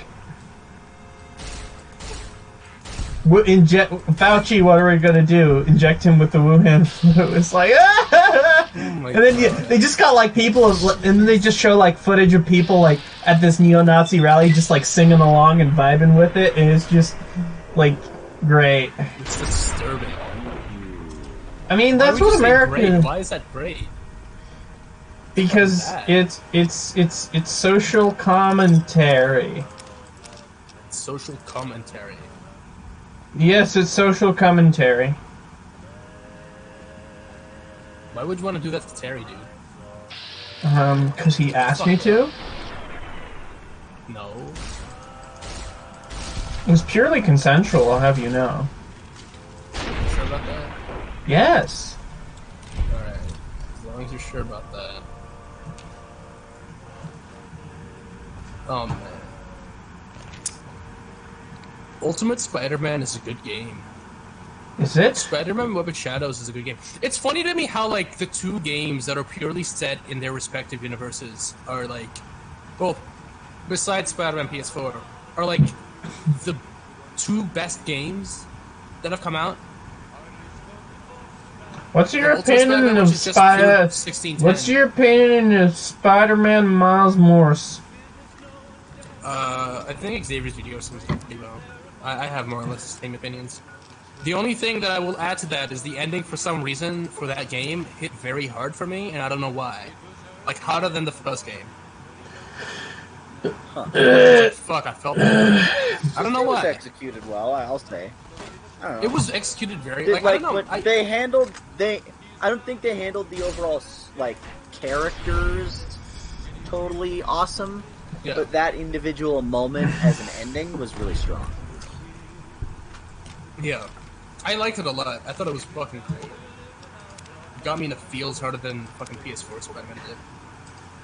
What? I don't know why. I really don't. Do you like Spider-Man PS2? There's a bunch of them that came out on PS2. Specify, motherfucker. The one that came out before Miles Morales? Yes, there's a bunch. Which one? You got Ultimate Spider-Man, you got Spider-Man 2, you got Spider-Man Web of Shadows, the PS2 port, you got Spider-Man 3, the PS2 port. I think I'm missing one. Which one? The Thorn's calling its elite hunters to collect one of its dead Night Stalkers. You got Spider-Man Friend or Foe. Spider-Man Miles Morales. A couple of them. No, that one didn't come out on PS2. You It's dead. It's like the Cyberpunk port, you know? Cyberpunk came out on PS2. Oh my god, you saw that video as well. I will tell you though, one thing that I have done, and this is kind of probably not like completely ethical for me to do, but I just love watching like those fucking the glitch compilations for like Cyberpunk 2077. I'll just put those on and watch them because that shit is hilarious, and I'm just... Why isn't that ethical? It just feels bad for me to watch it, honestly, because it's the Schadenfreude, you know, the sort of the happiness at other people's misfortune, and I kind of feel bad about that sometimes, but it's also very, very funny. I don't know. Who gives a shit? I say. If you don't want people to fucking shit on the bugs in your game, then like take the effort to like polish it and fix it before you release it. My favorite glitch so far is the one where you're like in the desert, like the GTA San Andreas desert, and you're like breaking into a window, and if you hit it right, it like bounces you back like 200 meters. Like you hit glass and you go, whoo! It's beautiful. I haven't seen that. I should try and find it and send it to you sometime. It's beautiful. My favorite one is when you're driving in a car or like a motorcycle, and then your character just T-poses and like. And you get without any pants on. Yeah, the pants disappear for a bit, and you're just like buck naked on the motorcycle, standing up in the T-pose for like a couple of seconds before returning to like the original position. I honestly love that. It's like That's one of my favorites too. Developers put this in the game to convey the fact that, despite the fact they're in the future, shit is fucked up. That was intentional. You see, you see, cyberpunk is a genre about the ways in which a technological future will be corrupt and terrible, and will ultimately end up disappointing people and corrupting society, and treating people poorly in general. And they did that, and they show that by doing that with the game to us. They do that to the player, yeah. It's like, it's a meta narrative, you see? That's genius. This is why Cyberpunk 2077 is a must phase. Exactly. You're gonna love these people. Like, honestly, my favorite part though was I probably mentioned this on a previous stream, but there was like a developer who, because they had a town hall after the shit hit the fan with the game, and the people who programmed the game and the developers were like not happy with the management, because of course the management fucked everything up. But like, they had a town hall, and one of the developers asked the management, "Isn't it somewhat ironic to be making a game about about how corporate exploitation is bad, while doing that to us?" That's funny. Well, and he talking about how the Vault Boy, icon from fucking Fallout used to be like a parody of like corporate mascots trying to shill products, until it just became a corporate mascot for shilling products. Well, this sounds about right. Because like the whole idea of Vault Boy is it's just supposed to be like a parody of like, like overdoing it with merchandising for like corporations, and now it's just like they actually just put Vault Boy on literally everything. You can buy any random product with that character design on it. It's also probably because like they don't have like a dedicated main character for Fallout, so you can't really like, what do you put on the marketing? Just like a guy in power armor? Like, you have to have something like iconic and memorable. Like, I understand why that's what they ended up choosing, but it feels a little weird that it's like it's kind of against what the initial point of the thing was. Yeah. It's kind of funny. Yeah. But it's also kind of sad. How the dreams in which you're playing Fallout are the best you've ever had. You got it! All around me are familiar faces. Jesus, what the fuck is wrong with me? That's a very American pronunciation. I've got to be so caught up in my American accent, I'm just putting R's in everything. It's familiar. So my the familiar faces, guy. I will say the one. Why are you talking like that? I will say the one Americanism that I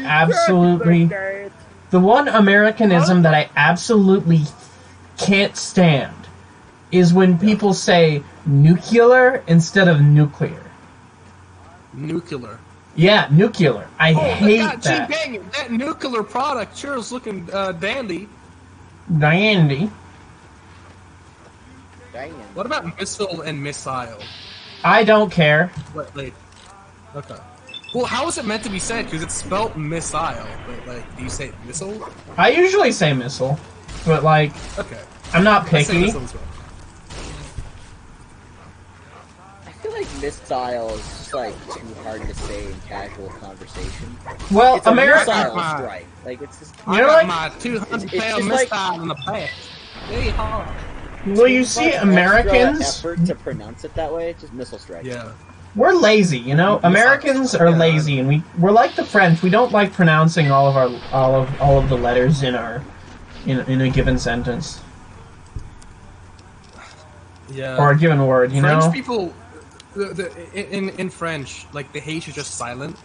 So when you say Hugo, you know, and you're saying it as a French person, you just go Hugo.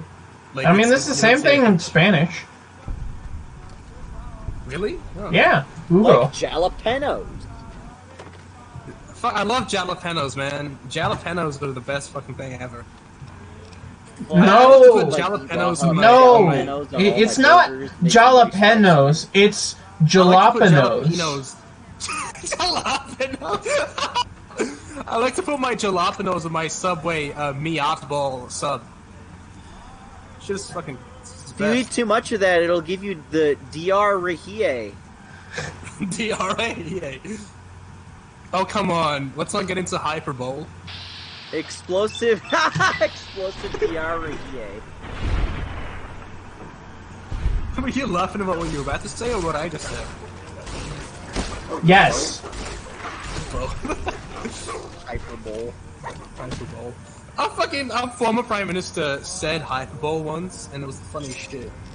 Fucking Julia Gillard, I think her name was. Good to know that worldwide, only the smartest people are being hired to run countries. Oh, our fucking current Prime Minister's a fucking sack of dicks. Sack of cock. when there was the fires last year, he just fucking went to Hawaii, apparently on a quote-unquote business trip. And then he came back, like, I don't know, a few weeks later and was like, oh yeah, sorry cunt. You alright though? Yeah, I'm gonna go say hi to the people. Like, he went to, like... You alright? He went to the areas that were affected by the fucking fires, and everybody was just fucking telling him off and swearing at him and cussing him out. And he was just awkwardly walking there like, oh fuck, what am I doing? Just looking really lost and sad. It was the funniest shit. So it's like sad Keanu. So it's like sad Keanu or sad Ben Affleck, sad but Affleck. like He was literally sad Afflecking the whole fucking time. That's great. I love it. Dude, I'm doing Everybody that was right like, now. fuck off, cunt. And he was like, oh yeah, nah. Alright. Oh Fair yeah. enough. Oh yeah. Fair enough. Oh yeah. I think you're a fucking dog, cunt. Yeah, nah, righto. Fair enough. See you for it. Right out. Yeah, righto. Oh, you reckon? Yeah, I can't argue with you there. Oh, you reckon?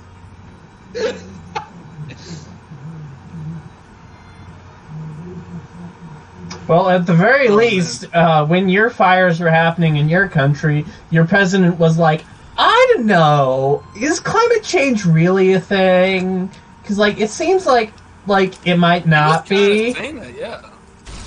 Because, like, there was, like, a press conference when there was the fires in California, right?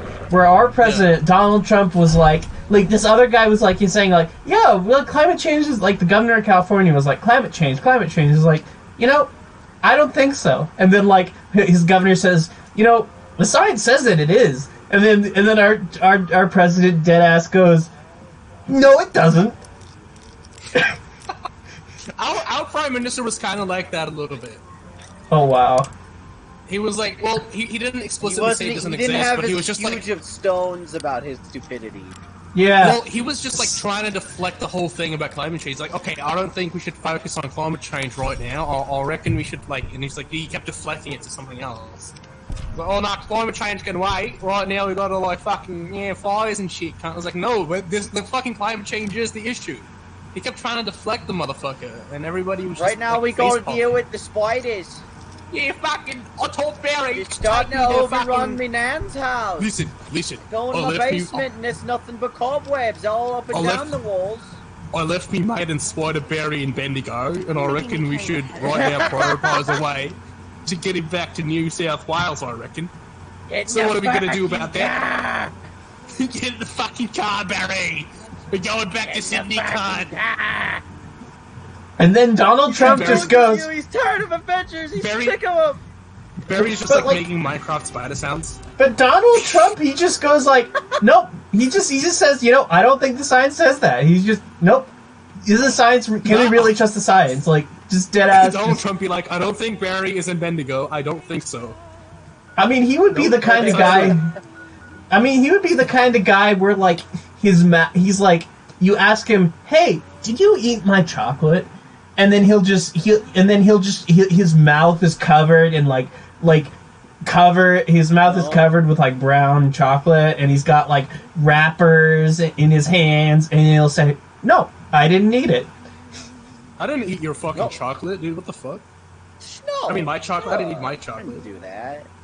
That episode of SpongeBob, Shit, like, made me simultaneously laugh, and made me so fucking concerned for like Patrick and SpongeBob, because I was like, holy shit, Patrick actually believes he didn't eat the chocolate. What the fuck is he gonna do to SpongeBob? Oh shit, he's gonna kill him. He's gonna end the friendship. I thank you. I'm asking our top hunt. And then he just took. I'm He gonna just. kill you and end my friendship with you. I'm way ahead of you, William? cunt. Well, here's the thing. If you killed Scrubbz, who would animate for you? Well, there you go. Check fucking mate, cunt. Damn it. Alright, what were you gonna say? I don't know, I was just gonna like harass you about finishing off that shampoo and body wash thing. But like you already kinda did, so like that shampoo and body wash joke is gonna be a good joke.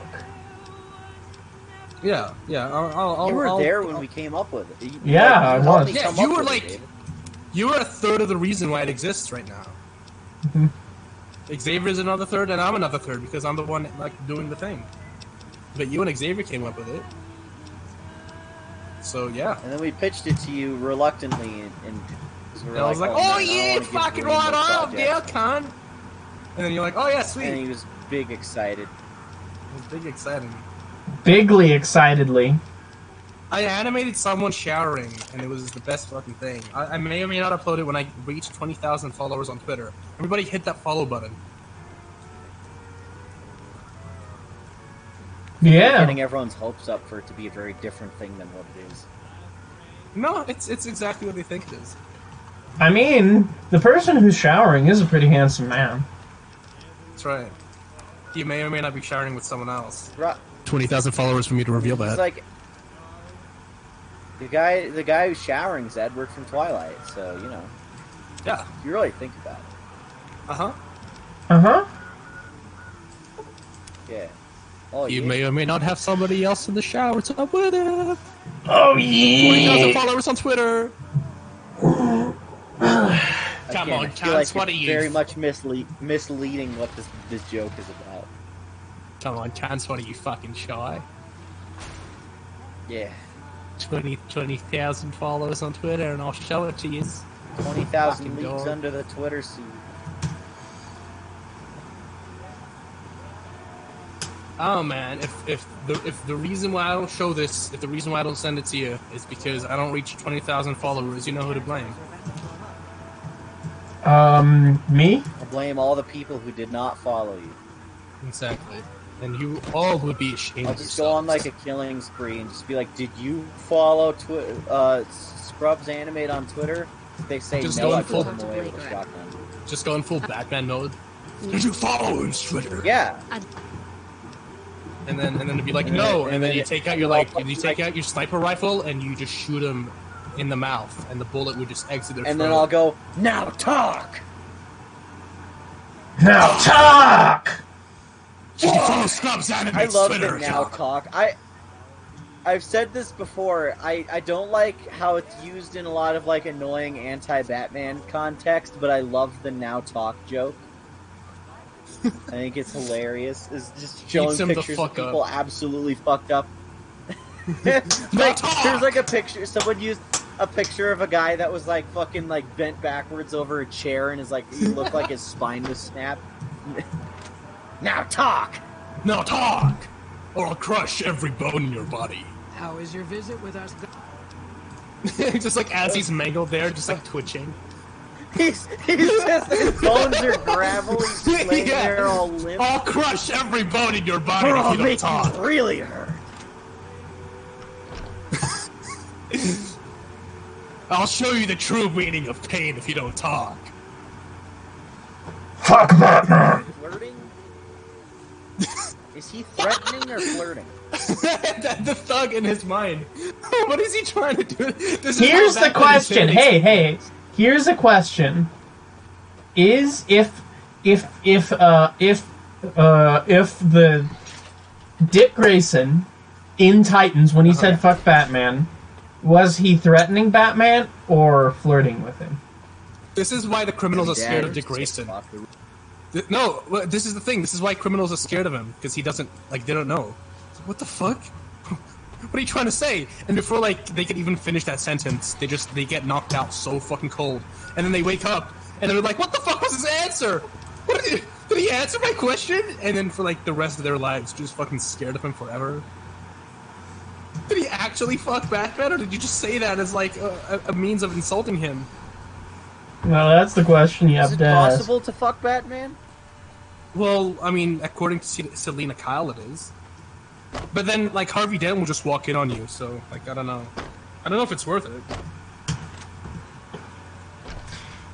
Here, the most important question with Batman is Batman the fork or the knife? Both. He's the Nork. He's like the Nork. Get it? Because it kind of sounds like Nork. I'm so smart. I'm such a genius. Is he a spork? Or is he... He's a Nork. He's a Nork. Does he, like... Is he the telephone, or is he the... Is he the keyboard, or is he the mouse? He's a tablet. 2-in-1, maybe. What? He's the tablet, like the touchscreen tablet. He's 2-in-1. He's both of them at the same time.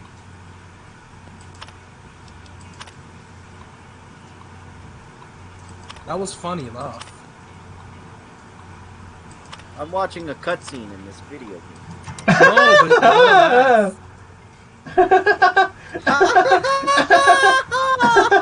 there.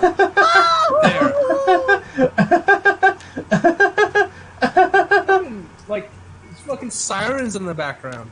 Anyway, did you guys laugh? There.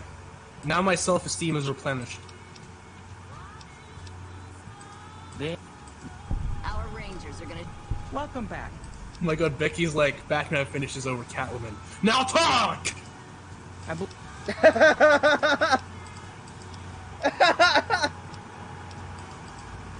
everyone what Bro, crush every bone in your body.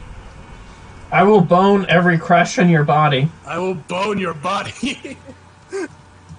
I will bone every single one of your crushes.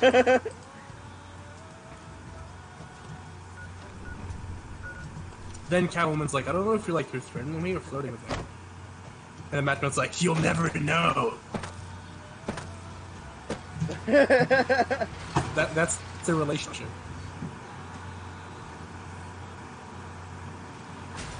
Yes. You know what I really would have loved to see from Zack Snyder? His take on Catwoman. I think that would have been really interesting to see.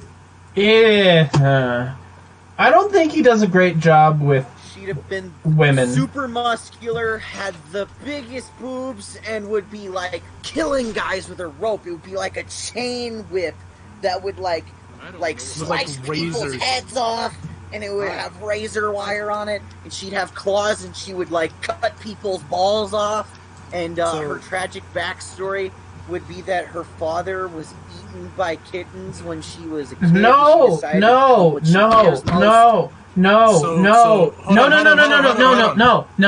she'd be a Mortal Kombat character. No.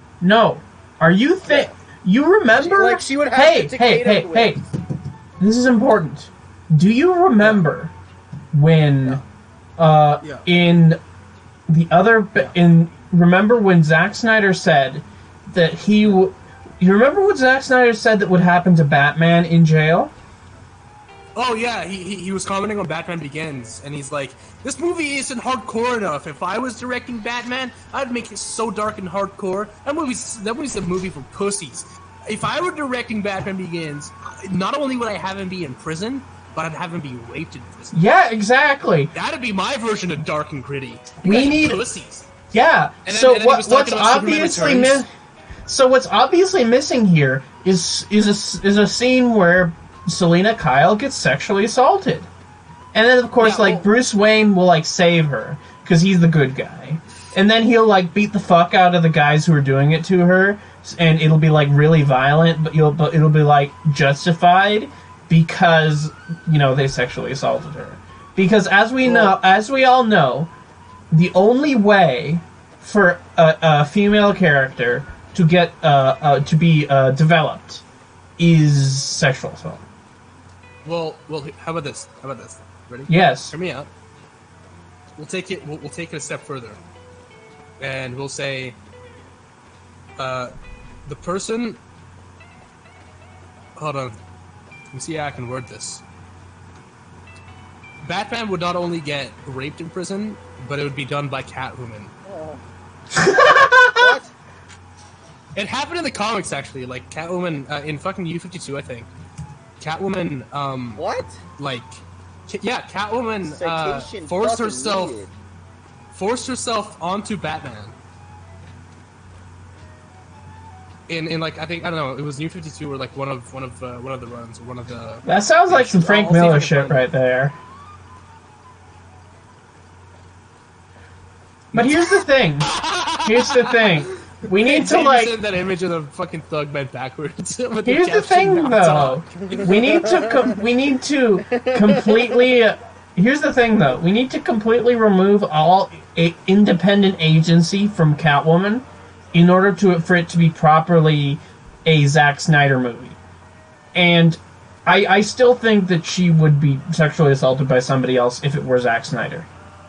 Because Exhibit A, Sucker Punch. Because that's how he... I mean, that was all about, like...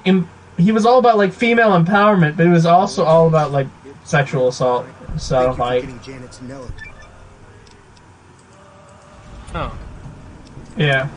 Our Rangers are gonna And there's some good essays about it. Like, video essays. Like, I recommend Maggie Mayfish's whole, like... she's a YouTuber, and I recommend her retrospective on the Zack Snyder filmography and the way he presents, especially women, in, like, Maria, for example, in the Batman. Filmography. All of that. I highly recommend that. I think that's a bit important. CBR.com presents the top 10 most toxic moments of Batman and Catwoman's relationship. Number 15. Burger King foot lettuce. You gotta read it like that. Number 15. Burger King foot lettuce. You might not. The last thing you would want in your Burger King burger is foot lettuce. But that might be just what you get. Stop. What you get? It's so weird. You got it. Hold up, Slayer Rock and a piss. Piss on the Might just urinal. be what you get. Anna's been, like, quoting that a lot lately. Like, every once in a while she'll go, number 15, or something. Or if she doesn't have an answer for something, like I ask her a question and she doesn't know how to answer, she goes, can I buy a vowel? Yeah, you told us about that. I said I would use that, but I never did. I'm gonna change that. Can I vowel your buy? Don't say that to me. What the what? What? What? Don't say that to me. Don't say that. Stop. What? Stop. Stop. Stop. No, stop it. Ah! It's been 118 minutes, and I'm getting a little tired. My ribs hurt from talking. And How tired are you? And do talking to internet people voice. I think I will take my leave and allow you guys to continue from here. But I appreciate Number 15. And hopefully, David, perhaps meet we you. can I'm hang Dr. out tomorrow as well. Perhaps. Perhaps. Perhaps. Was there Perhaps. Perhaps. Perhaps. Alright. Perhaps. See ya, boys. I love you a lot. See you later, man. Nice hanging out, guy. Bye. Take care of yourself, Bye. Yes. Here. bro. See ya. He left the call. What a. Let's talk shit about him. You start, dude. I think he's a swell fella. You're new. You mean between? I think he's a fell swallow. Yeah, he is. Okay, So let's anyway, not push the shit talking too much. I don't know. I think that we can go a little bit further. I think he's talented and cool and a good person. Okay, what did I just say about roasting him?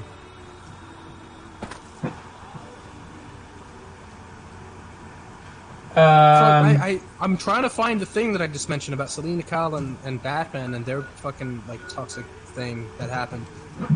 Yeah. Fuck, I don't know if I can find it. You got. Let me maybe look up on Twitter. Yeah. Catwoman. Better believe it. They're so. But here's this guy. Well, I don't know. Fuck, Okay, you keep the chat entertained while I try to find this motherfucker. Okay. I'm determined on this. I think we go back and. If anybody in chat knows what I'm talking about, also, feel free to like tell me what issue it's from or like what series it's from. So anyway, you know, did you know that I do actually have some embarrassing stories of Xavier? Did you know that back in the day, he was like really like it's really hard to imagine this because of especially the way he comes across online.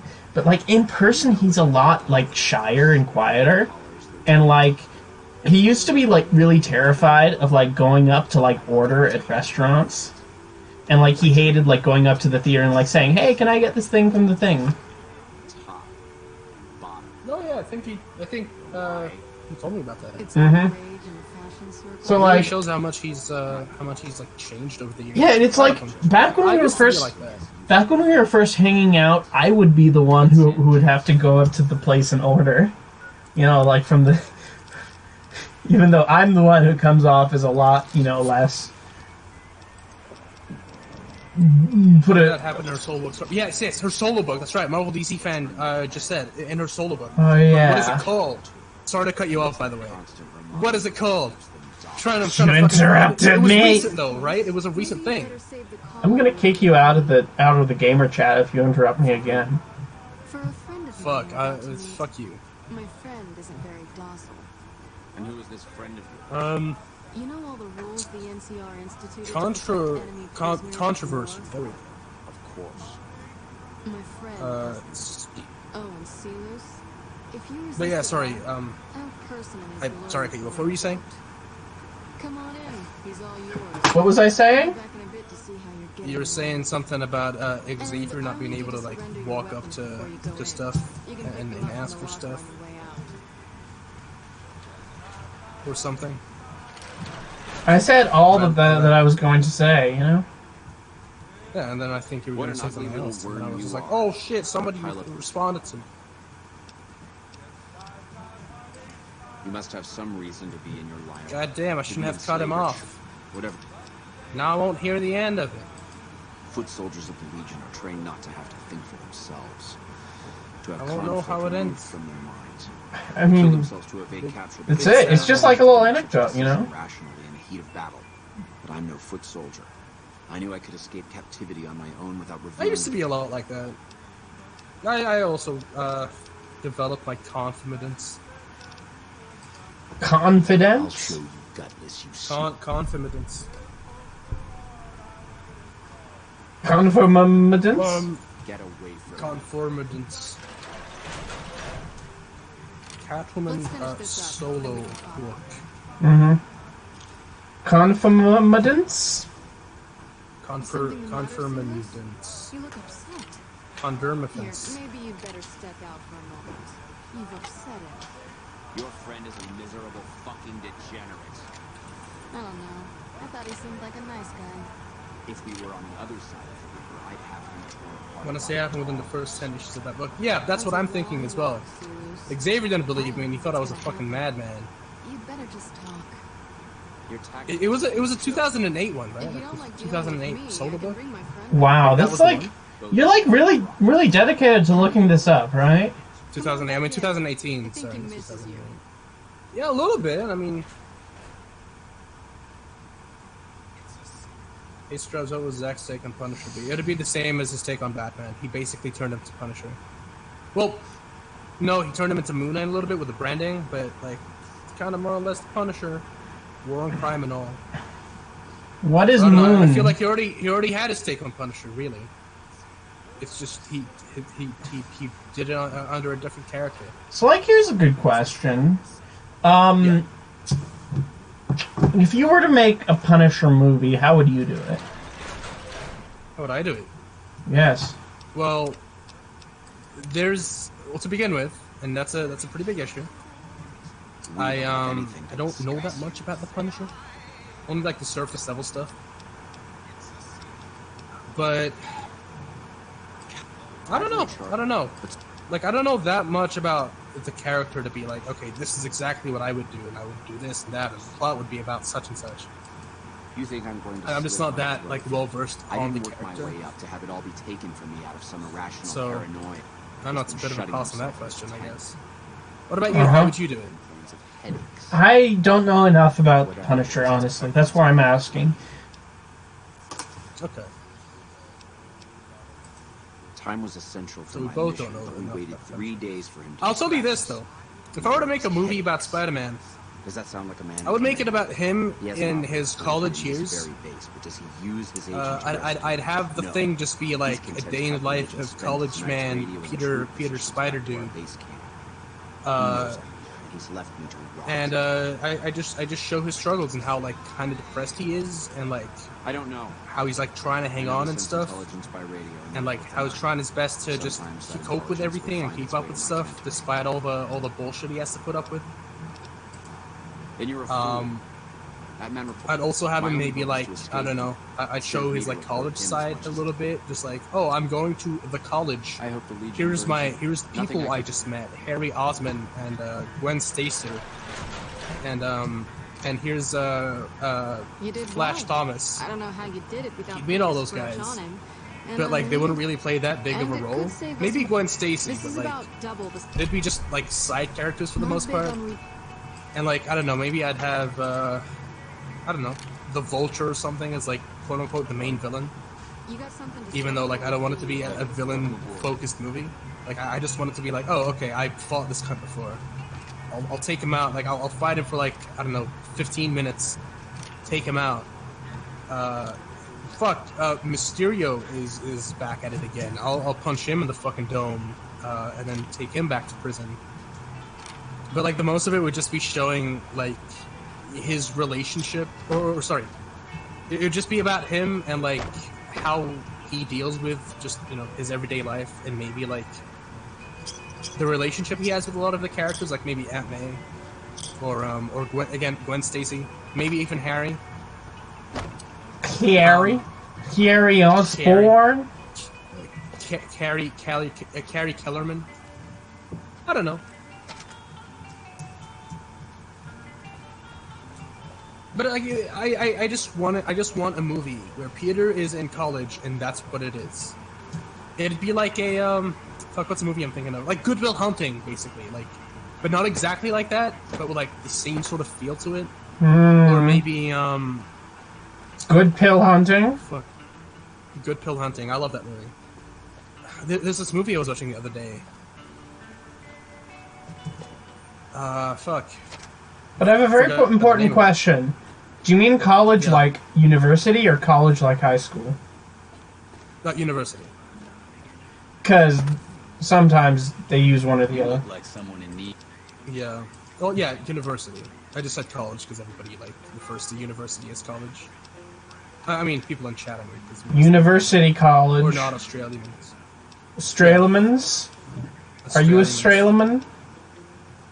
I am Australian. No, you're not Australian. It's Australian.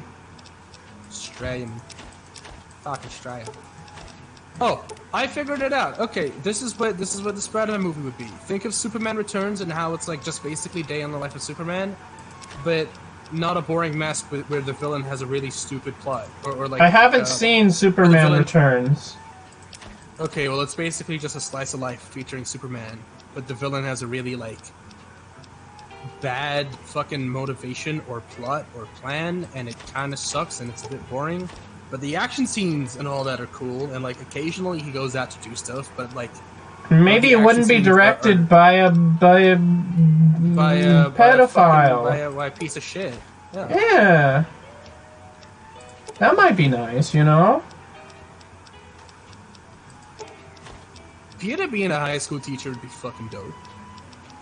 Like you know, in a movie, I mean. He already was a high school teacher, but somebody in chat said he'd love to see they'd love to see a movie about Peter Parker as a teacher. That'd be sick. That'd be cool. Give me a I don't think that side of him has been explored enough in, like, the So media. you're back.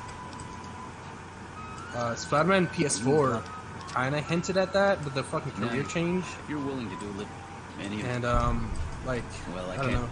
I can hear the MPs now. I think it'd be cool.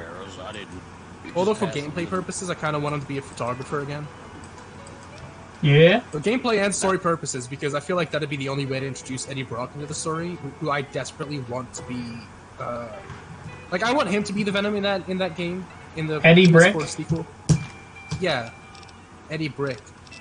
He's just a brick who takes pictures of stuff. I mean, I like bricks. You are a brick. How did you know that? I don't know. I'm a good judge of character. Yeah, that's true. That's true. You know, you mind if I change the subject for a second? Yeah, sure, man. I just wanted to have, like, my little rant, right? Okay. I am very disappointed in Paramount Pictures right now because they're the people who are who have the rights for the Star Trek movies, and they hired, you know, that TV show Legion, that, like, X-Men TV show on FX. Yeah. Well, they hired the guy who created that show to write a Star Trek movie and direct it too, and he came up with this, like, premise about, like, a virus and stuff. I don't know the exact details, but I remember reading that it's about a virus, and I think. And I was thinking it could have been really cool, you know, like, cool little thing to do. You're back. And then, and they fucked it up. But then they said, no, we're not going to do that. That's too controversial for 2020 because of the virus that exists. So let's do the time travel one with Kirk's dad. And it's like, have you read Star Trek before? Because, like, I haven't read it. No. Because, like, that's what it's about. Like, or watch Star Trek, you know, whatever. It's about social commentary. And they're too scared to have social commentary in a story about social commentary. I mean, I think it's kind of understandable that they wouldn't want to, like, really go into that as much. Because of the way things are nowadays. But, like, just everybody's talking. Get riled up. No, they wouldn't. Because, like, you know, Watchmen, right, the TV show? It talks about, like, racism in a superhero show. Okay. And, like, everybody loved that show. And, like, Star Trek has been about this since the very beginning. And that they're put it this way, it'd be like if we're saying, you know, we think it's too depressing that Spider-Man is about somebody who's poor. Let's make him rich. Right. And it's like, that's what Spider-Man's about. You shouldn't be taking that away from the character. Yeah. And it's that level of just like, yeah, you might as well just do something else and save us the trouble. And that's the level of just being stupid and bad. So I don't like it. You want the like, you know, the Star Trek thing that they want to, like, you know, or that you want them to make. Tackle the social commentary in a similar way that the yeah. Oh, and my game just crashed, but whatever. You know, we'll start it up in a second. So, how's everybody in the chat doing? Sorry, I haven't been interacting a lot with the chat lately. I've left that more to my co-hosts. So, hopefully y'all are doing well. Yeah, they're just talking about what we're talking about. Oh, good. They're vibing. I've been interacting with the chat a little bit. Oh, yeah? Yeah. Is there anybody cool in the chat right now? Is Anna still in the chat? Anna's pretty cool. Anna, you still in chat? You still in chat? She is cool. I hope she has a nice day.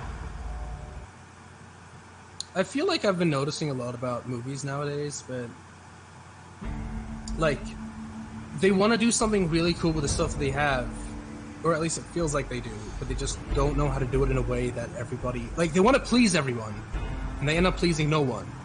You know, because they just have like a very strong stance of what they want. The biggest comparison I can think of to this whole Star Trek situation is the more recent Men in Black movie. You know, like Men in Black International, right? With Chris Hemsworth? Yeah, with Chris Hemsworth. Because that movie's all about, like, the international branch of the MIB agency that's based in, like, London, and they have, like, a globe-trotting adventure, right? And you know how the premise of Men in Black, right? How there's these, like, aliens living on Earth and all that? Yeah. Well, in the original script that they were gonna do with that movie, it was a lot more about, there's a lot more social commentary there about, like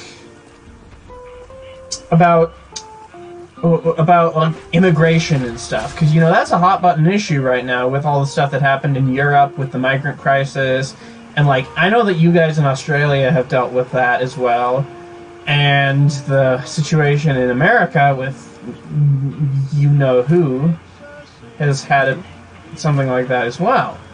But like, they were gonna talk about that in a movie, and it's like, huh, what a strange concept. Social commentary. And then it wasn't the studio, it was one of the producers who decided to nix that, and they had like there was a lot of like interference with like the producers who like had the rights, and yeah, it was like a whole thing. But that's like kind of another example that I can think of is like, there's a way, like, you don't just have to make a popcorn movie. You can make a popcorn movie that has a lot of cultural relevance, but you can only do that if you're willing to take a risk and offend some people. I think it's important for movies to like challenge the audience's point of views a little bit. Not like, don't propaganda the whole thing, like don't just spoon feed them your ideologies, but just challenge theirs, or like give them a new perspective. But like, don't just be like, this perspective is the right one. Leave it a little bit ambiguous. Be like, oh shit, is what I believe truly like the right, the correct belief, or like, I don't know, challenge it a little bit. Like, you know, stuff I don't fucking know. I lost my. You don't fucking know? Like, I'm trying to think of a movie that did that. Trying to think of a movie that did that. Did what? Like that just effectively was able to challenge the audience, or like their perspective on things, like their point of view. I don't fucking know. Nothing comes to mind. Maybe a little bit of Us, like the movie. Well, there's a lot of movies that do that. There's like classic movies like Guess Who's Coming to Dinner that's all about like racism and stuff. There's a lot. You can do it. You just. Did you know the strip's all stirred up lately? Boing, boing, boing, boing, boing, boing, boing, boing. I'm just jumping on somebody's head.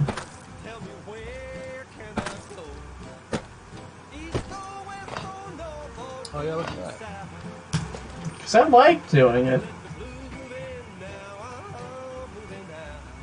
So how close are you to finishing this game? We've been at this for a while.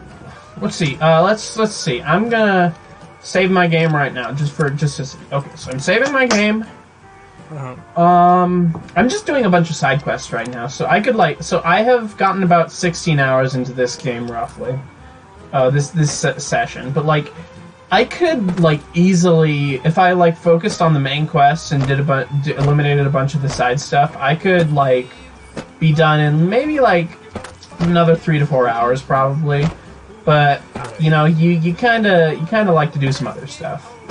And I don't think this game is really but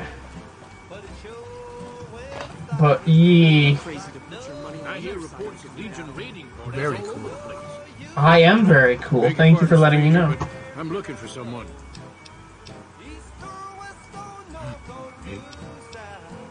I'm still trying to find the motherfucking thing of the thing. You're trying to find. Listen. Why are you why do you keep trying to find the comic where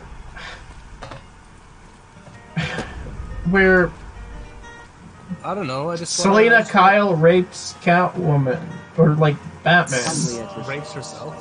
Why do you want to see that? Why do you want to know what that is? Don't put it like that, because it's misleading. Because that's what you're trying to do right now. No, I'm like, just trying to. Do you have like some kind of like fetish or something I should know about? How may I be of service, sir? Jesus Christ!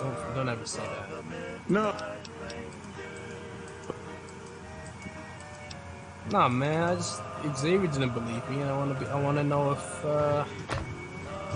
So you want to be vindicated about the rape comic? What? You want to be vindicated about the rape comic? I don't know. Welcome to the Ultralux. Really?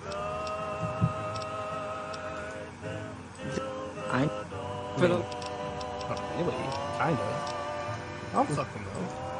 But I want to see what issue it's from, and I want to know if like it actually happened, and that I didn't just like dream it up, or like I don't know, misread a fucking like a headline at some comic book website or some shit. Because I feel like this is where I got it from. There was a fucking Twitter trending thing, and I clicked on that, and like it was a link to an article about Catwoman doing something really, really stinky poopy with Batman, or to Batman, I should say. I was like, that's kind of stupid. It's kind of fucked up. Why would you do that?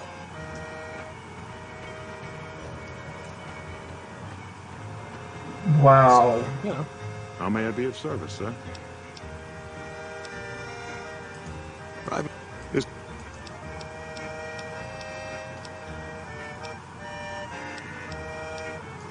Good. Let's go.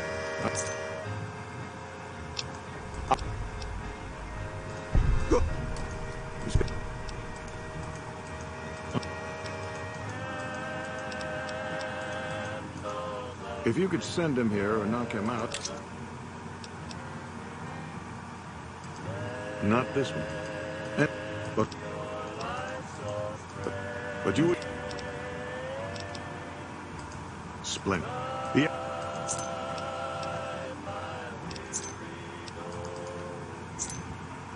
Oh hey, Colton Catman is back.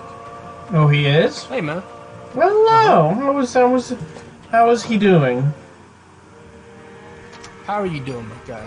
Answer the question. My dude. Answer the fucking friend. The fucking question. Answer the fucking question. How are you doing? How are you doing?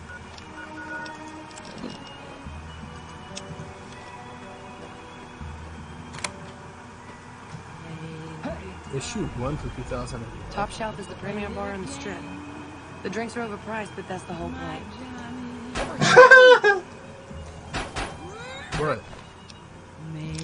Something happened? Did I say something? Yeah, I was just saying, like, somebody's attacking me, and then, like this random person just, like, interrupts and says, hey, there's this nice bar here.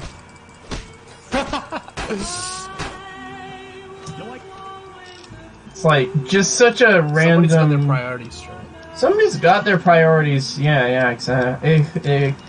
Exactamente, tío. Exactamente.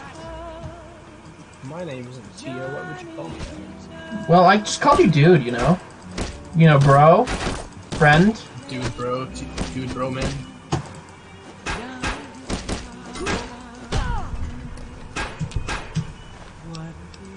Oh yeah, fuck, I think I found it. Shit. Kind of.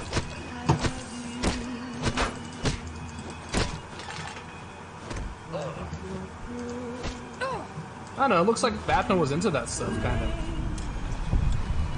He's like, alright, this is kind of happening, maybe. I mean, like, you can still be partially into something, but it can still be rape, you know? Yeah, that's what I mean. Like, because, okay, I was thinking that it was, like, a lot worse than like, what it was. Like, Batman was just 100% not into it. So it's a classic... Not to say that this isn't bad. It's an example of a clickbait, then, to a certain extent. Yeah.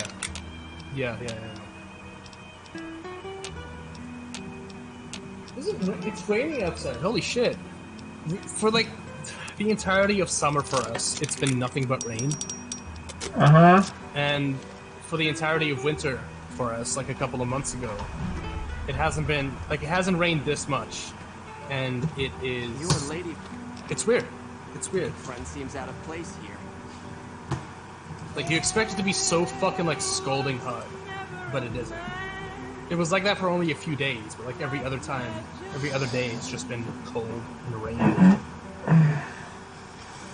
And it's a good feeling, you know, just not sweating all the fucking time. Like, I love the cold, but it's really weird to just have it be raining all the fucking time in summer. Yeah, I mean, I had a similar experience. Feels like a sign of the apocalypse. What? What's going on now?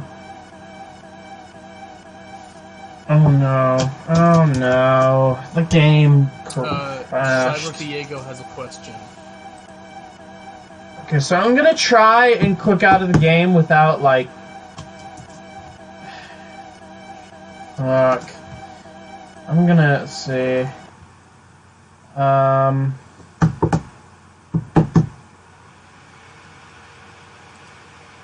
So anyway, sorry about that. It's just that the game crashed, so we had to restart. I'm gonna open up Discord again, so Scrubbz will be back in a moment. We'll just have to wait for 1 second. Sorry about this, it just happens sometimes with this game. It's just not the... Yo! I reckon it's that. Is it that? I bet it is. Yo!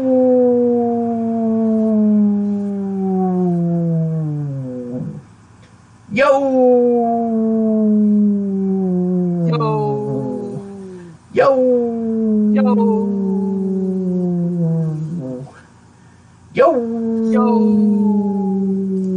Anyway, sorry, it's just... The game crashed, so I had to, like, restart it so I could keep going. So... keep talking. I'm gonna get a glass of water. So I will be back in a very short amount of time. If you will be patient, we will continue in a few short moments. Okay. I guess this is my stream now. I own this stream. This is mine. This is my YouTube channel now. This is my stream. I'm the actual host now, and I'm not a co-host anymore. This is my stream. This is me. This is my world. I can say whatever the fuck I want. Poopy. Stinky man. Ba la la la la la ha ha. Whatever, I can say whatever I want. Spider-Man is a stinky poopy character. I hate him. Hasbro's products are really shitty and lazy and stupid. I don't fucking like them. The MCU should have just stopped after Iron Man 2 or the Avengers. And the best part about me saying all of this is that nobody will know if I'm actually being genuine or just saying it for the sake of shitposting, or if it's neither, or if it's like one or the other, or if it's like just both. Nobody will know, and that is the best part of this whole thing. I am God right now. I can say whatever I want, and my word will be what the stream theme will be about. This is what the stream will be about. If I say, oh, fucking Spider-Man is stinky and Sam Raimi is a bad director, then that's what we'll be talking about, you know? And again, nobody will know if I'm telling the truth, or if I'm lying, or if I'm being genuine. And I think that's really hilarious. If I said at the end of Endgame, it was Peter Parker who should have snapped, I could say that I could sound fucking legitimate. Nobody will know. I don't give a fuck. It's my stream. I can say whatever the fuck I want. Well, until David gets back, that is. But even then, who's to stop me? Nobody. I can say that Valve is the best fucking company on earth, and that would be true. Probably because it is. I can say something like, what can I say? What can I say? Chat, give me a thing. Give me a thing. Give me a thing to say. Make it appropriate, though.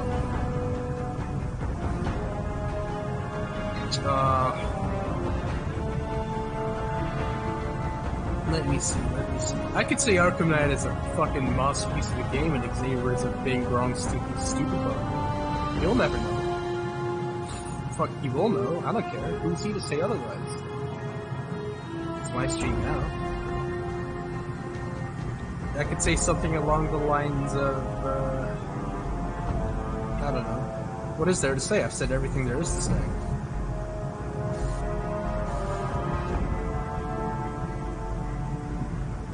Catwoman number 1, 2011 film. Yeah, Marvel DC fan, I did see that. I commented on it not so long ago, actually. David was there. It's been admitted that Australia doesn't exist, and no one would know if it's telling the truth or not. But, like, it doesn't exist. I've been saying that for fucking ever. Like, Australia's fake, it's just New Zealand.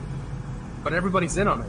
It's just to make more money. It's for airlines to make more money, and therefore, for that government of that specific country that have been lying to the people about Australia being real, it's about them making money as well. So I mean, like, it's common knowledge. It's absolutely common knowledge. I don't know what the fuck you guys are talking about.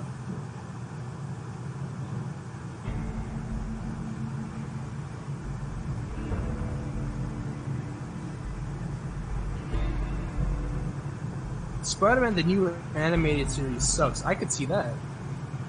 I could say that. I could see that. I could say that. Spider-Man, the new animated series, looks like if somebody fucking vomited all over CGI and then dumped that into toxic radioactive chemical waste. That's what the new animated series is. And nobody could tell if I'm being genuine or not. I sound so fucking genuine right now. You could take this out of context, and people will think that I'm being genuine, even though, like, nobody actually knows if I'm being genuine or not, because they wouldn't add what I'm saying right now to the context of the clip that they would, you know, take out of context. Let's see.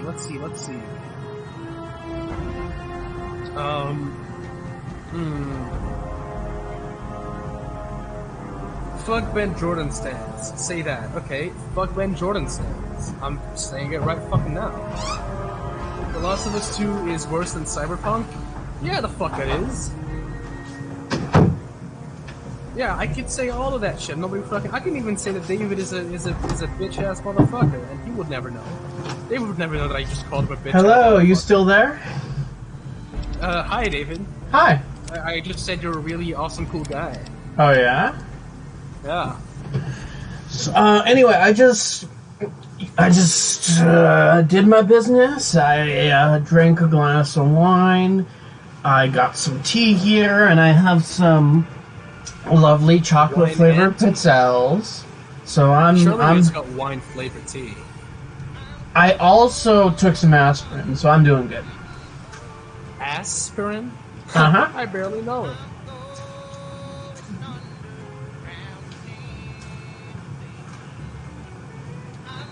I'm going to ignore that joke because it's not worth my time. On stream while you were gone, I was making a bunch of claims that people didn't know were like real or false. It was really funny. Really fun. Yeah? I certainly enjoyed it. There's a lot of stuff you can take out of context, and people will think that I'm being genuine about half the stuff that I said. But what's an example of this stuff? So an example I said was Spider-Man is a piece of shit character and he should just get killed off in the comics. I didn't say it exactly like that, but I kind of said something similar. I also said something along the lines of, fuck, what did I say? I don't know what I said. I just started spewing shit, you know? You know, you should get that. You should get that. You should get that looked at. Because if you're spewing, that doesn't sound very healthy. Well, I mean, it's what happens when you just talk absolute bullshit. I mean, I know that personally a lot of the time. So you were talking about rain before, like the whole game crashed. What were you saying there? Oh, I was saying it's kind of weird how like it's raining during when it's supposed to be hot, like in summer for us, but during winter for us. It wasn't as cold or as rainy as it is now.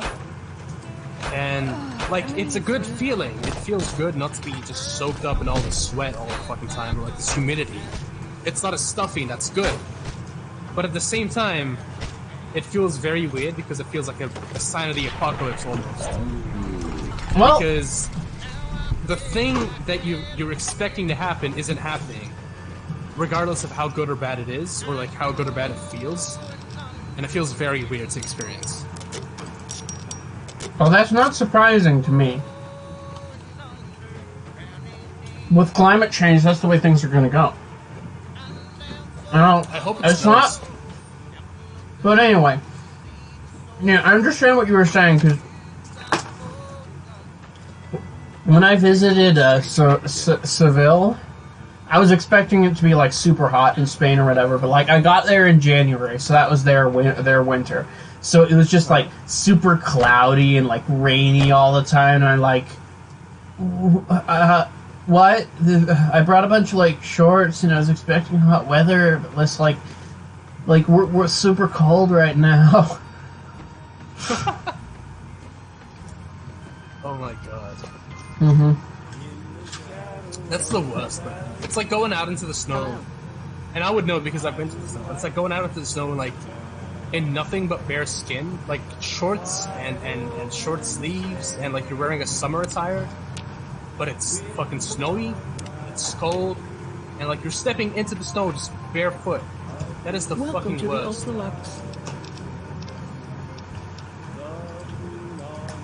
You'll kindly... Snow's cool though. I really want it to snow like in mainland Australia. Hmm? I want it to snow in mainland Australia.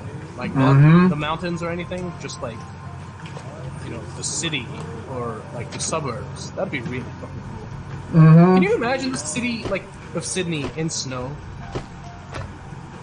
Like that'd be fucking sick. That'd Suddenly be the whole thing. And then suddenly if you do, the whole world will explode because nobody will know how to drive. I mean, I would know how to drive. No, like in the snow. Like driving in the snow is different, and like everybody would be like crazy. I don't think we have like the vehicles or tools to, like blow that much, like you know, that heavy quantity or that big amount of snow out of the way. Because like in Denver, people know how to drive in the snow, but like or like in Minneapolis or Detroit, people know how to drive in the snow. But if you're but like whenever it snows in like Georgia or in like California or any place where they're not used to it, it's like the whole world just suddenly ends because everybody's just like, fuck, what are we doing? Nobody knows it. Suddenly, like, they all forget how to drive. Jesus Christ. Like, wouldn't you just... do you mean snow, or, like, do you mean ice? I'd not be one to... I just like snow. Okay. Well, how would you drive in There's snow? nowhere to be... Hell, it... Because I know how you drive on ice without slipping all the fucking time.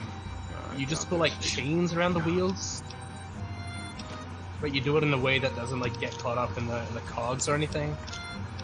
Do it in a very specific way, and like the chains would just like crush the snow underneath you, and like it'd give you a better grip. You wouldn't be slipping all the time. Like, I know that. I just have no idea how you drive in, like, snow. Like, soft snow. Let me tell you, though. Here in Colorado, one of my first driving lessons, like, with, like, you know, where you're sitting, like, with another person, like, you're like, oh, let's do this, do that. One of my first driving lessons that I took was in the middle of a snowstorm, and I was, like, so terrified. Because... Oh, my God. Because the guy who was... It wasn't, like, that bad of a snowstorm. There was only a few inches on the ground. But, like, the guy who was my driving instructor was, like, the strictest person. Like, he was like, you're doing this wrong, you're doing this wrong, you're doing this wrong, you're doing this wrong. I'm like, It's such an annoying person to have. Like, just like, driving you around. Me driving in the snow for the first time and being, like, super criticized by that other guy at, like, the same time was, like, really traumatic for me. That's the worst. Yeah, like, but... Did you fail that first, like, driving lesson? Well, it wasn't... It wasn't a test. It was just a lesson. Oh. So it was just, like, you had to do a certain amount of lessons to be able to take the test and have a certain amount of hours of driving. So I did it well enough to, like, keep going. Right. Yeah, driving lessons have been, like... It was traumatic. Yeah. I don't envy it. It was fun, but, you know, such is life. Well, life is really annoying. What if life is for losers? What is that? Maybe it don't hurt me. Baby, please hurt me. Some more. What is life? Baby, please hurt me. Baby, please hurt me some more.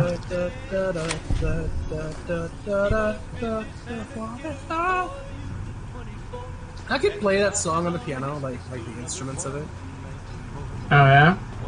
Yeah. Well, I could for a bit. I haven't played the piano in fucking ages. I don't know if I can actually do it now. But I remember I was able to do it once. It's kind of cool.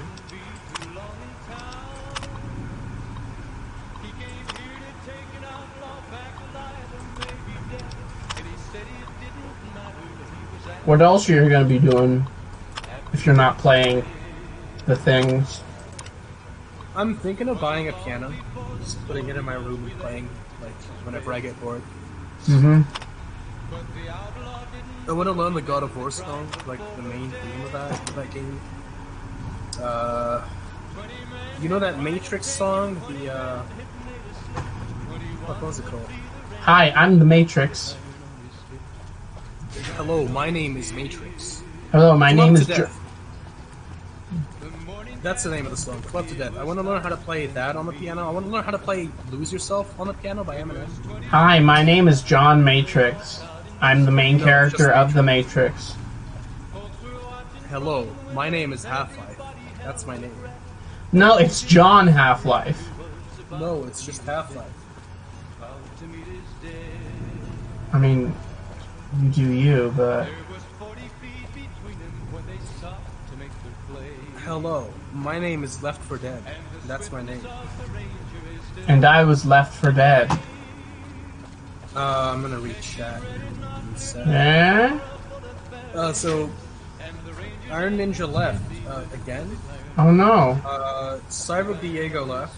And oh no. Marvel T-Fan is leaving. Oh no! We will miss you all. So, miss you, Aldi. We will miss you, Aldi. Aldi. I know it's naive, but I hope COVID clears up this year. I really miss going to the library cafe. I don't think it's naive. I feel like it's been long enough since the whole fucking situation started. They should have something by this year. If yeah, not, then, we would have something this year if it weren't for the colossal failure of our government to do anything positive about it. Not to get too political or anything. Not to Our get great too President political. Donald J. Trump has been nothing but cooperative with the whole situation. Like, so here's something that'll make your blood boil for how stupid it is, right? Good to see you again. Yep. So you know the vaccine, right? We have a couple different vaccines that have been approved, and they're manufacturing it and they're shipping it out to give it to people. But you'll notice in the numbers there's a very big disparity between the amount of vaccines that have been distributed and the amount of vaccines that have actually been given to people. And that is because, despite the, shall we say, exorbitant investment that our government has engaged with in the development of the vaccine, our dear president, may he rest in peace, has done jack fucking shit to help the states invest in distribution infrastructure, the logistics of actually getting the virus out to people. So that means that we have a goal of around 20 million. They had a goal to distribute around 20 million doses of the vaccine by the end of the year. Do you want to guess how many actually got out? How many? 2.8 million. Out of 28 million. Out of 20 million. Oh, 20 million. That is... It is a disaster. It's a embarrassment. It's nobody thought like how we would actually get the vaccine out to people. We're just vaccine. It's like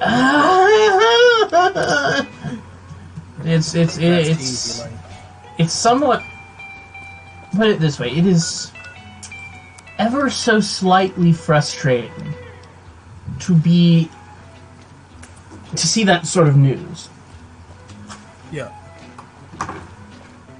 I would imagine it is. Like, this isn't just affecting...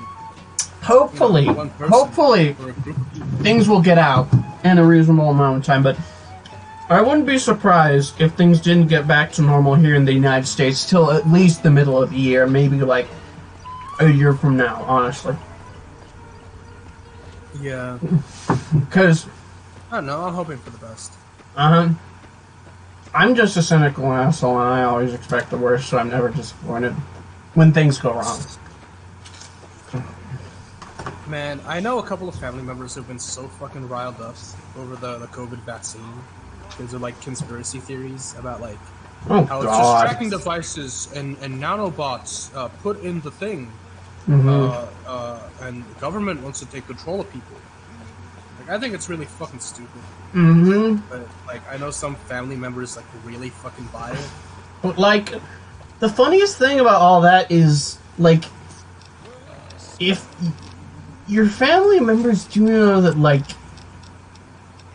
phones exist. Yeah.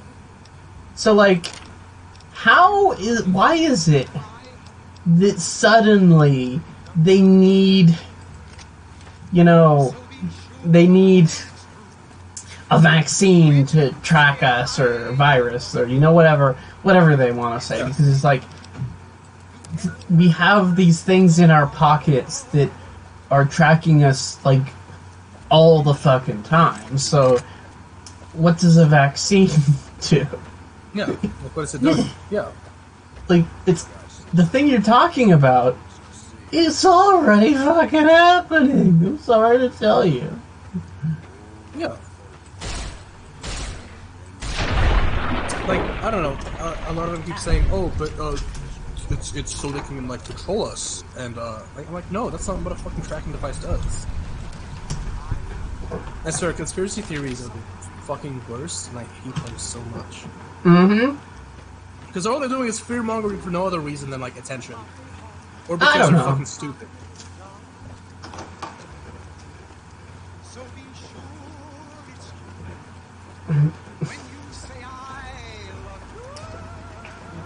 But yeah, what a world we live in. What a world. Yep. So, conspiracy theories. when the vaccine comes, will you inoculate yourself? I'll probably give it a bit because I don't know. There's like certain risk factors that come with like a newly released vaccine. Like I don't know. Mm-hmm. So I'll give it I don't know a couple of months and see if like any side effects come out of it. Well, you know, you're probably not going to be able to get one for a few months anyway. Right. Yeah, but I mean, I don't know. Because, I mean, sometimes you do get these, like, really shitty side effects that, like, scientists have to iterate on and, like, make the thing better. Mm. And, like, I'm kind of worried that that might happen with this vaccine. What is a vaccine, anyways? What's that? Socrates, what is a vaccine? It is a thing that you inject into yourself that will make you, cool. Like Pogger's cool? Yeah, like, come here, I guess you are my little PogChamp cool. Like, that's what Socrates says, like, exact words. Like, I'm just... I didn't know you had access to the writings of Socrates. Yeah, no, he's the one who said, come here, I guess you are my little PogChamp, right? Like, he said that? I could have sworn that was him. That's a trick question, actually. Do you know why? Why? Socrates didn't actually write anything. Whoa, what the f... No, you're lying to me. Yeah, he believed that writing was not the correct way to gain knowledge. So he was like, don't do that. Don't do that, you silly man. Don't write. He was like, don't do the knowledge. Don't do that for the knowledge. We have to produce the knowledge via discussion and the discursive method. So, like, don't write things down. And then Plato, his student, was like, no. I'll do it anyway. Gotcha. He said, no, you're stupid, old man. Future is now, old man. That's what he said to me. That's fucking great because Plato was basically the first boomer. Yeah, totally intentional of me. Fucking great. The Gaming Meister says, "Hey gamers, hello." Hello, Is gamer. Red David still funny or not? No, I'm pretty sure that's outdated now. Is what now still funny now? Red David. Red David? Red David and Blue Xavil and Scrubbz. Yeah, that's I don't even remember that. Like, Social Nuts Spider-Man says, "Someone clip this. It's so funny." Clip what? The Socrates thing? Yeah, I guess it's kind of funny. I mean, you're gonna really enjoy the stuff that I have coming up then, because there's some more Socrates stuff coming up real soon. I've seen a sneaker peeker of it. I've seen a little sneaky peek. Yes, you have. And did you enjoy it? A little snocker pocker. I enjoyed it. I thought it was cool. Yeah. Thought it was fucking dope. Fucking PogChamp, man. I saw a snocker pocker of it, and I'm like, holy shit. A snocker Big dick energy right there. A what? A snocker pocker. I forget. Did you read that script? No, but I don't think maybe. You sent me a lot of scripts. I may have read it. I think I did. But I saw that clip that that one clip that you were showing. Yeah. I mean, I showed like everybody in like the Discord server like a bunch of stuff. So like I showed them all of the special segments. Yeah. But like you know which one I'm talking about specifically. Yeah. Well, I mean, I don't know which one you're thinking of. I could think there could be like 2 or 3 that you could be thinking of. It's the one that goes Socrates. You know the. Like, there's a couple that did that.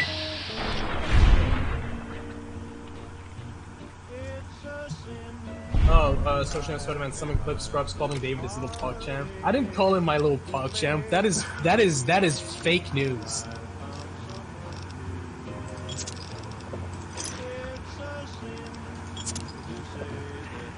Roll the footage back. Let's see what does the survey say? What does the survey say? Survey says. Do you get that? What that? You get what that's a reference to? Yeah. Survey says. Like one of. Yeah, it's a family game show though, right? That's where it's from. It's Steve Harvey's family game show. Yeah, that's what I just said. Why do you gotta gaslight me like that? You see, it's funny 'cause I'm gaslighting him. Why you gotta asslight me? What? Yeah, why you gotta asslight me, bro? Stop biting my ass on fire, dude. It's kind of uncomfortable, man. Dude, fucking stop. Stop asslighting me, man. Come on.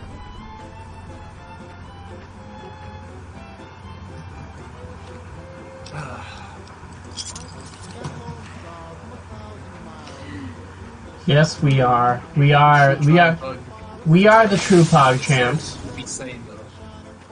What? See, it says it do be sane though. It do be saying the thing There's nothing though. about it that says Pog Champ. That's not poggers, guys. Come on. Gaslighting isn't poggers. The real poggers are the friends we made along the way. The real friends of the poggers we made along the way.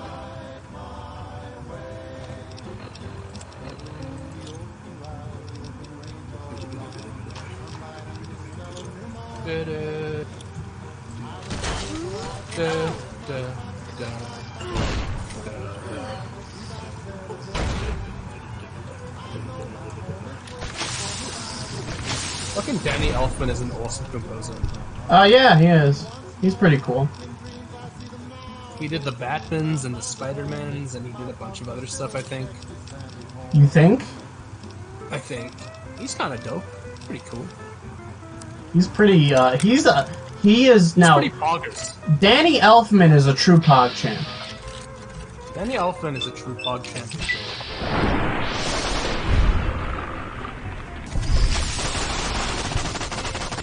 Yo, what do you think of, fuck, what's his name?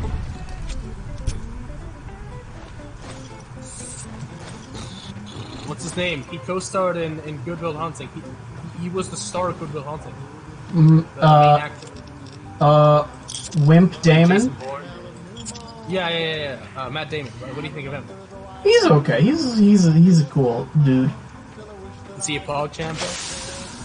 He could be, if he tried hard enough. Okay.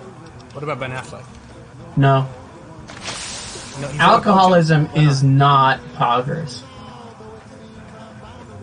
Okay, that's fair.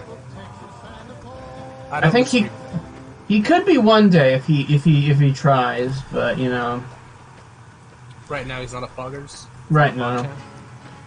Yeah. And I wish him the best when he struggles with these, you know, issues of substance abuse, but substance abuse is not poggers. And also, yeah. If you abuse substance, then substance will abuse you back. Treat substance the way you want to be treated, and don't abuse it. What? Scrubbz 2K21. What? You heard me. This is very confusing. Sounds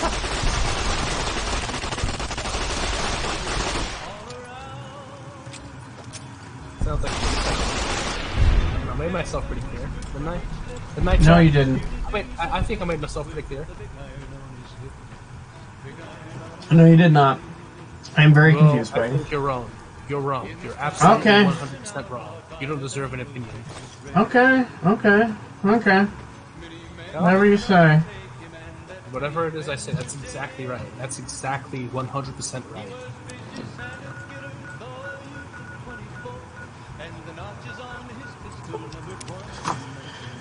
You know what I really want out of open world games? Regardless of what genre it is or what it's about. Yeah. I want the camera to be so fucking close to the character. Basically, think of the camera in God of War. I want it to be that. I want it to be close to the fucking character, or fuck, even the Arkham games. I want it to be so close to the characters that you feel like you're part of the fucking world, and not like a spectator just watching what the fuck is happening. Spider-Man PS4 fucking let me down with its camera, and I guess Miles Morales a little bit. Because it was so far away from the character that you just felt like... You didn't feel like you were inside the world, you just felt like you were looking at some kind, just jumping around, the camera was following him like a fucking, like a drone. I didn't like that. I didn't feel as immersed in that. Had the camera been up close to him, though, like closer than it was. So do you think the camera's close enough in The Witcher 3? Witcher 3 game. Let's check it out. Let's see.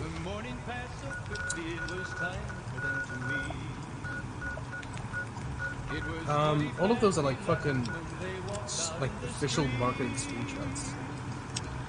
There's only one of them on the horse. Oh, hold on. I mean, I feel like it's close enough for the game, but I'm talking about like games like, I don't know, that is set in a huge sprawling city, like Grand Theft Auto or fucking, I don't know, Spider-Man or Batman games, you know, shit like that. Put the camera up close so that you can see everything. And then depending on what you do, depending on like if you're swinging or jumping, then readjust the camera. Because if you're just walking around, I want to be able to see what happens in the world. Like I want to be able to see the individual textures on the walls. So that I know it's a photo. So I've been going back and forth playing this game and some Witcher 3, and I do think that the biggest difference is that for Witcher, I think that the colors are a lot nicer. This game is a bit blah sometimes, you know, a bit just sort of not very colorful, and the colors, like the trees, the sunset, all that stuff in The Witcher is just gorgeous. It looks so much more vibrant. Like I'm looking at it's what year did it come out in like contrast to New Vegas?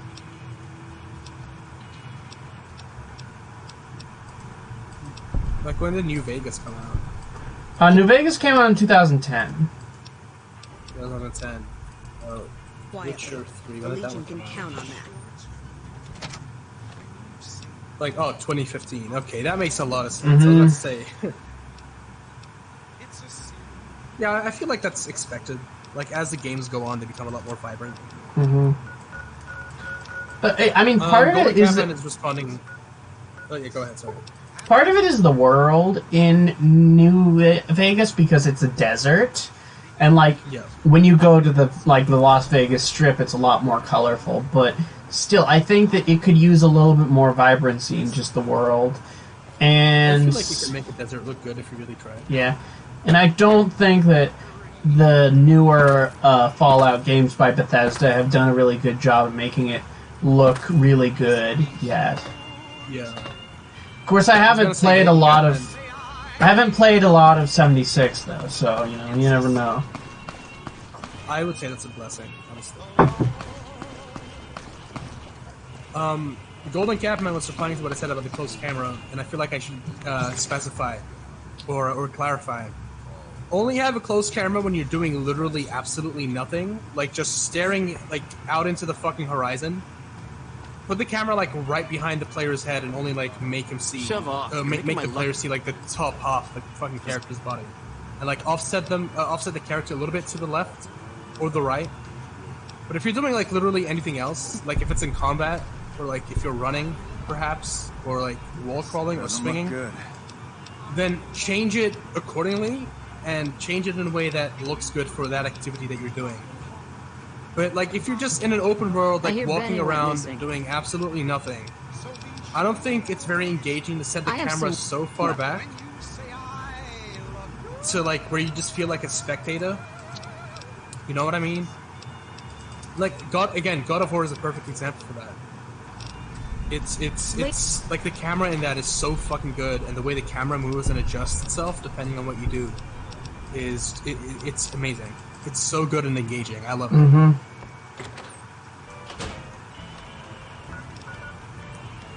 Oh yeah? Scrubbz, when I first played Horizon Zero Dawn, I was caught up in how beautiful it looks sometimes, and it made me cry once in that direction.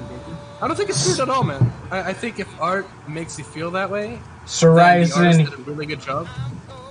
Horizon Zero blah blah blah blah blah blah blah. Should have brought something to... Sergey, Sergey Jeffrey Bob. Yeah, exactly. There you go. I think if a game makes you feel that emotional over its like visuals, then it did a really good job. Like the artists did a really good job of like bringing their vision into the world or like into the game. So I don't think it's weird at all, man.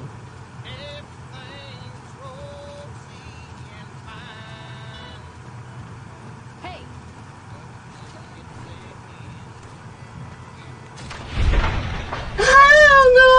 No, Annika! She just punched somebody's head off. Oh my god, I just saw that. No, I was trying to hide away from her, but you know, like, that's like, why did you do that? Shit, I guess she cut him up like the Saudis do, eh? No, that's much more violent than the way the Saudis do things. I was making a Borat reference to people who weren't there like a couple of minutes ago. I'm not a racist, I swear. But what would racism have to do with this? I don't know. I feel like I don't know. I feel like specifying or attributing a certain activity. Well, you're not talking about a race. You're talking about a country. You know. Yeah. I know. I'm just, you know what I mean. You know what I'm trying to say. No, I don't know what you're trying to say. Well, that's a you problem. Okay.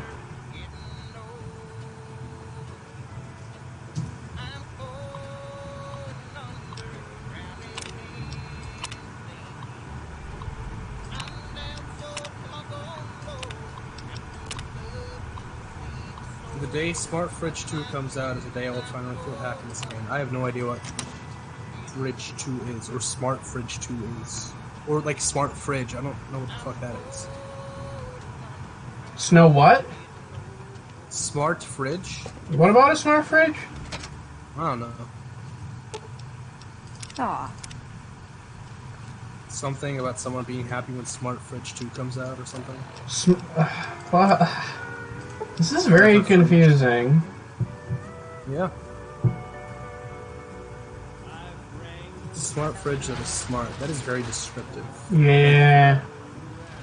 Can you imagine a fridge that is really smart, but also just like really judgmental? Like, really, you're going in the middle of the night again? Don't you know that you're on a diet? Do you really have to eat a third serving of mac and cheese tonight? Can't you at least wait until tomorrow to stuff your face? I don't want to have to put up with it. You stupid man. I just want like a really judgmental, like sassy smart fridge that really bullies me for my nutritional choices. Just imagine that. Welcome back. You fucking idiot. Why are you eating an apple in the middle of the night? We'll be unable to make use of I bet you're fucking starving, stupid. You should probably like have a I don't know, fucking chicken schnitzel or some shit. The frozen kind that you just got from fucking, I don't know, Aldi or some shit. Stupid. Or like you order pizza for like the 5th time in a week. Did you just order pizza again? You're gonna fucking explode all over me, and I'll be stuck in a very disgusted, like, in a very dirty like phase, and nobody's gonna clean me. I don't want to put up with that. Stop it. It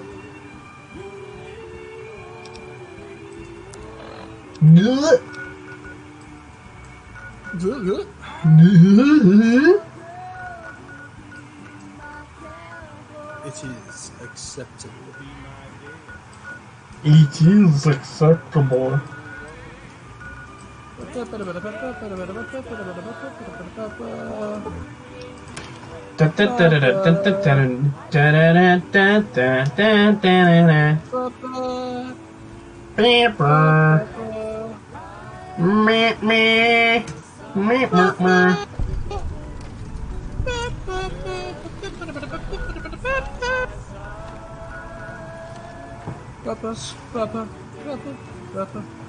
Oh, I fucked up the notes to that.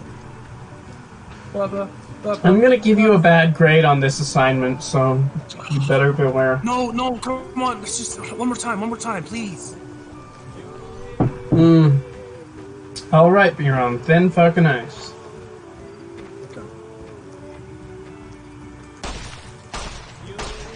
It just doesn't say anything worse these. It's a higher mark than you get say something. I love how you say mark and not grade. You call it a mark, yeah? What's a mark? Oh, hi, Mark. Oh, hey, Johnny, what's up? I just got my grades back, but like some idiot called them marks for some reason. I don't know why. Man, Johnny, do you ever like consider that some people have like, I don't know, language barriers and stuff that may not like exactly fit within the way you say things? No, you know, cultural relativism is not is an inherently alien concept to the human mind. So, or at least to the American mind. So Johnny, I can't. I think that's your problem, frankly. So anyway, how's your sex life? Very good. Thank you for asking. Accent. Yeah. Thank you for accent. Pulls out an axe and just like slams it down on the ground. Thanks for accent. Clean.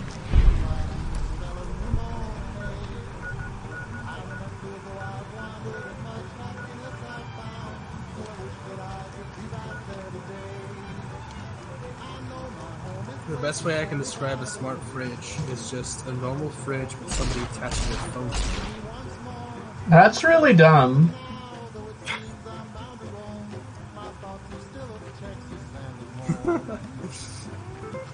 I'm sorry, I just like...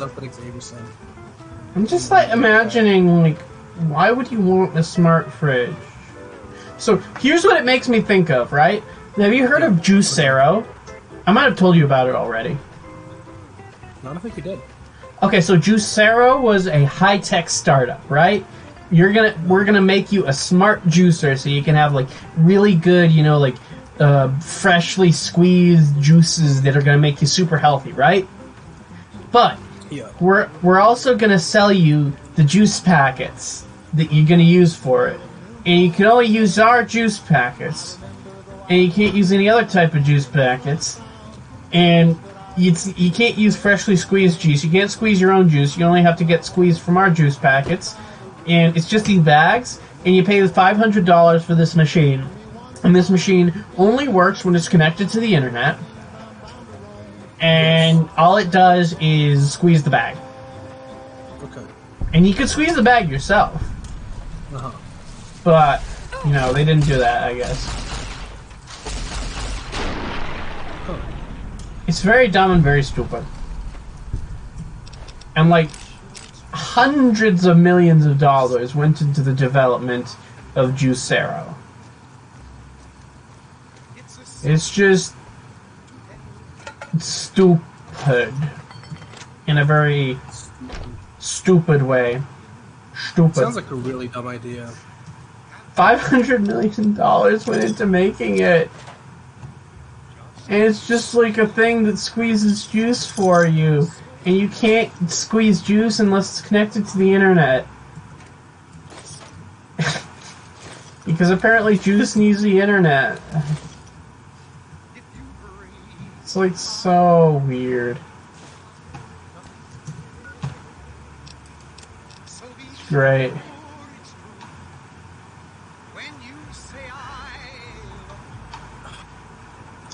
People are stupid. I mean, also the people who have money are stupid. Especially the people who have money. I don't know. Not all of them. Almost 100%. I mean, have you seen Elon Musk? He's basically brain dead. That's true. You remember when he complained about pronouns the day after he... immediately the day after one of his rockets blew up? Because that's a man who has his priorities straight. He complained about what? Pronouns. You know, like how some people prefer certain pronouns and other people prefer other pronouns. And he complained about that because he is a smart boy. Pronouns are fucking dumb. Anyway, my rocket blew up, I guess. Lol. Yeah.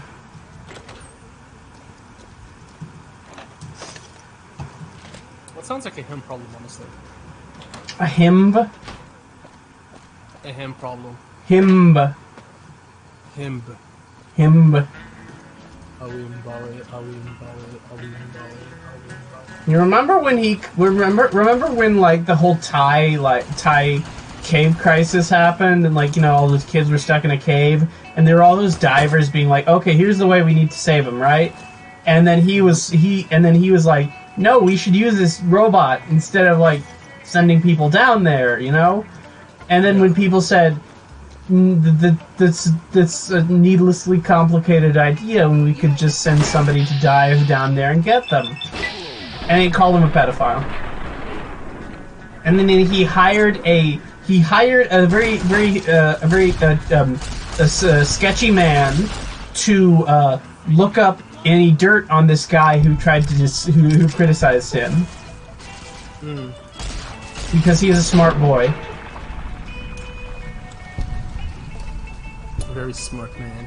He is a very stable genius, as a wise man once said. Who's that wise man? Me. No, see, that was your chance to be like Greg. There's a Greg Wiseman. Who? Like his last name sounds like wise man. So that would have been a funny joke. Who? It would have made some ha-has, but you didn't do that. Who? You know who. No, I don't know who.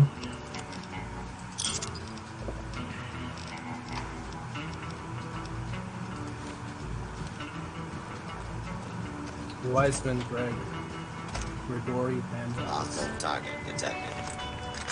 Violence will not be tolerated.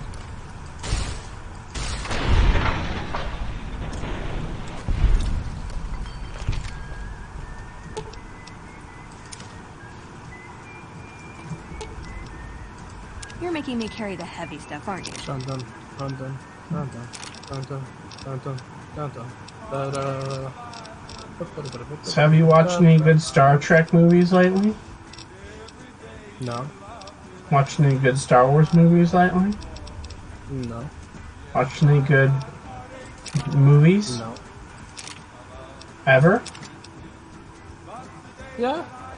Not recently. Oh, too bad for you, I guess.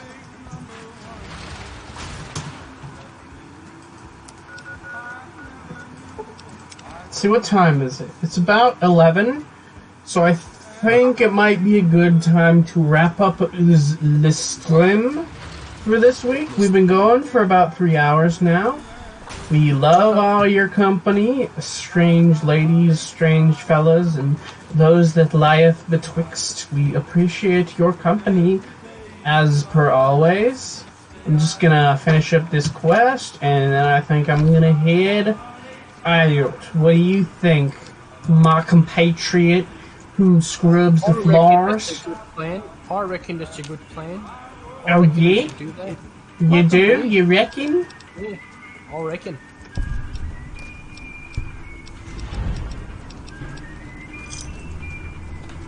Pretty fucking tired. Okay. So, I said I'm feeling pretty fucking tired, I reckon. see you guys later.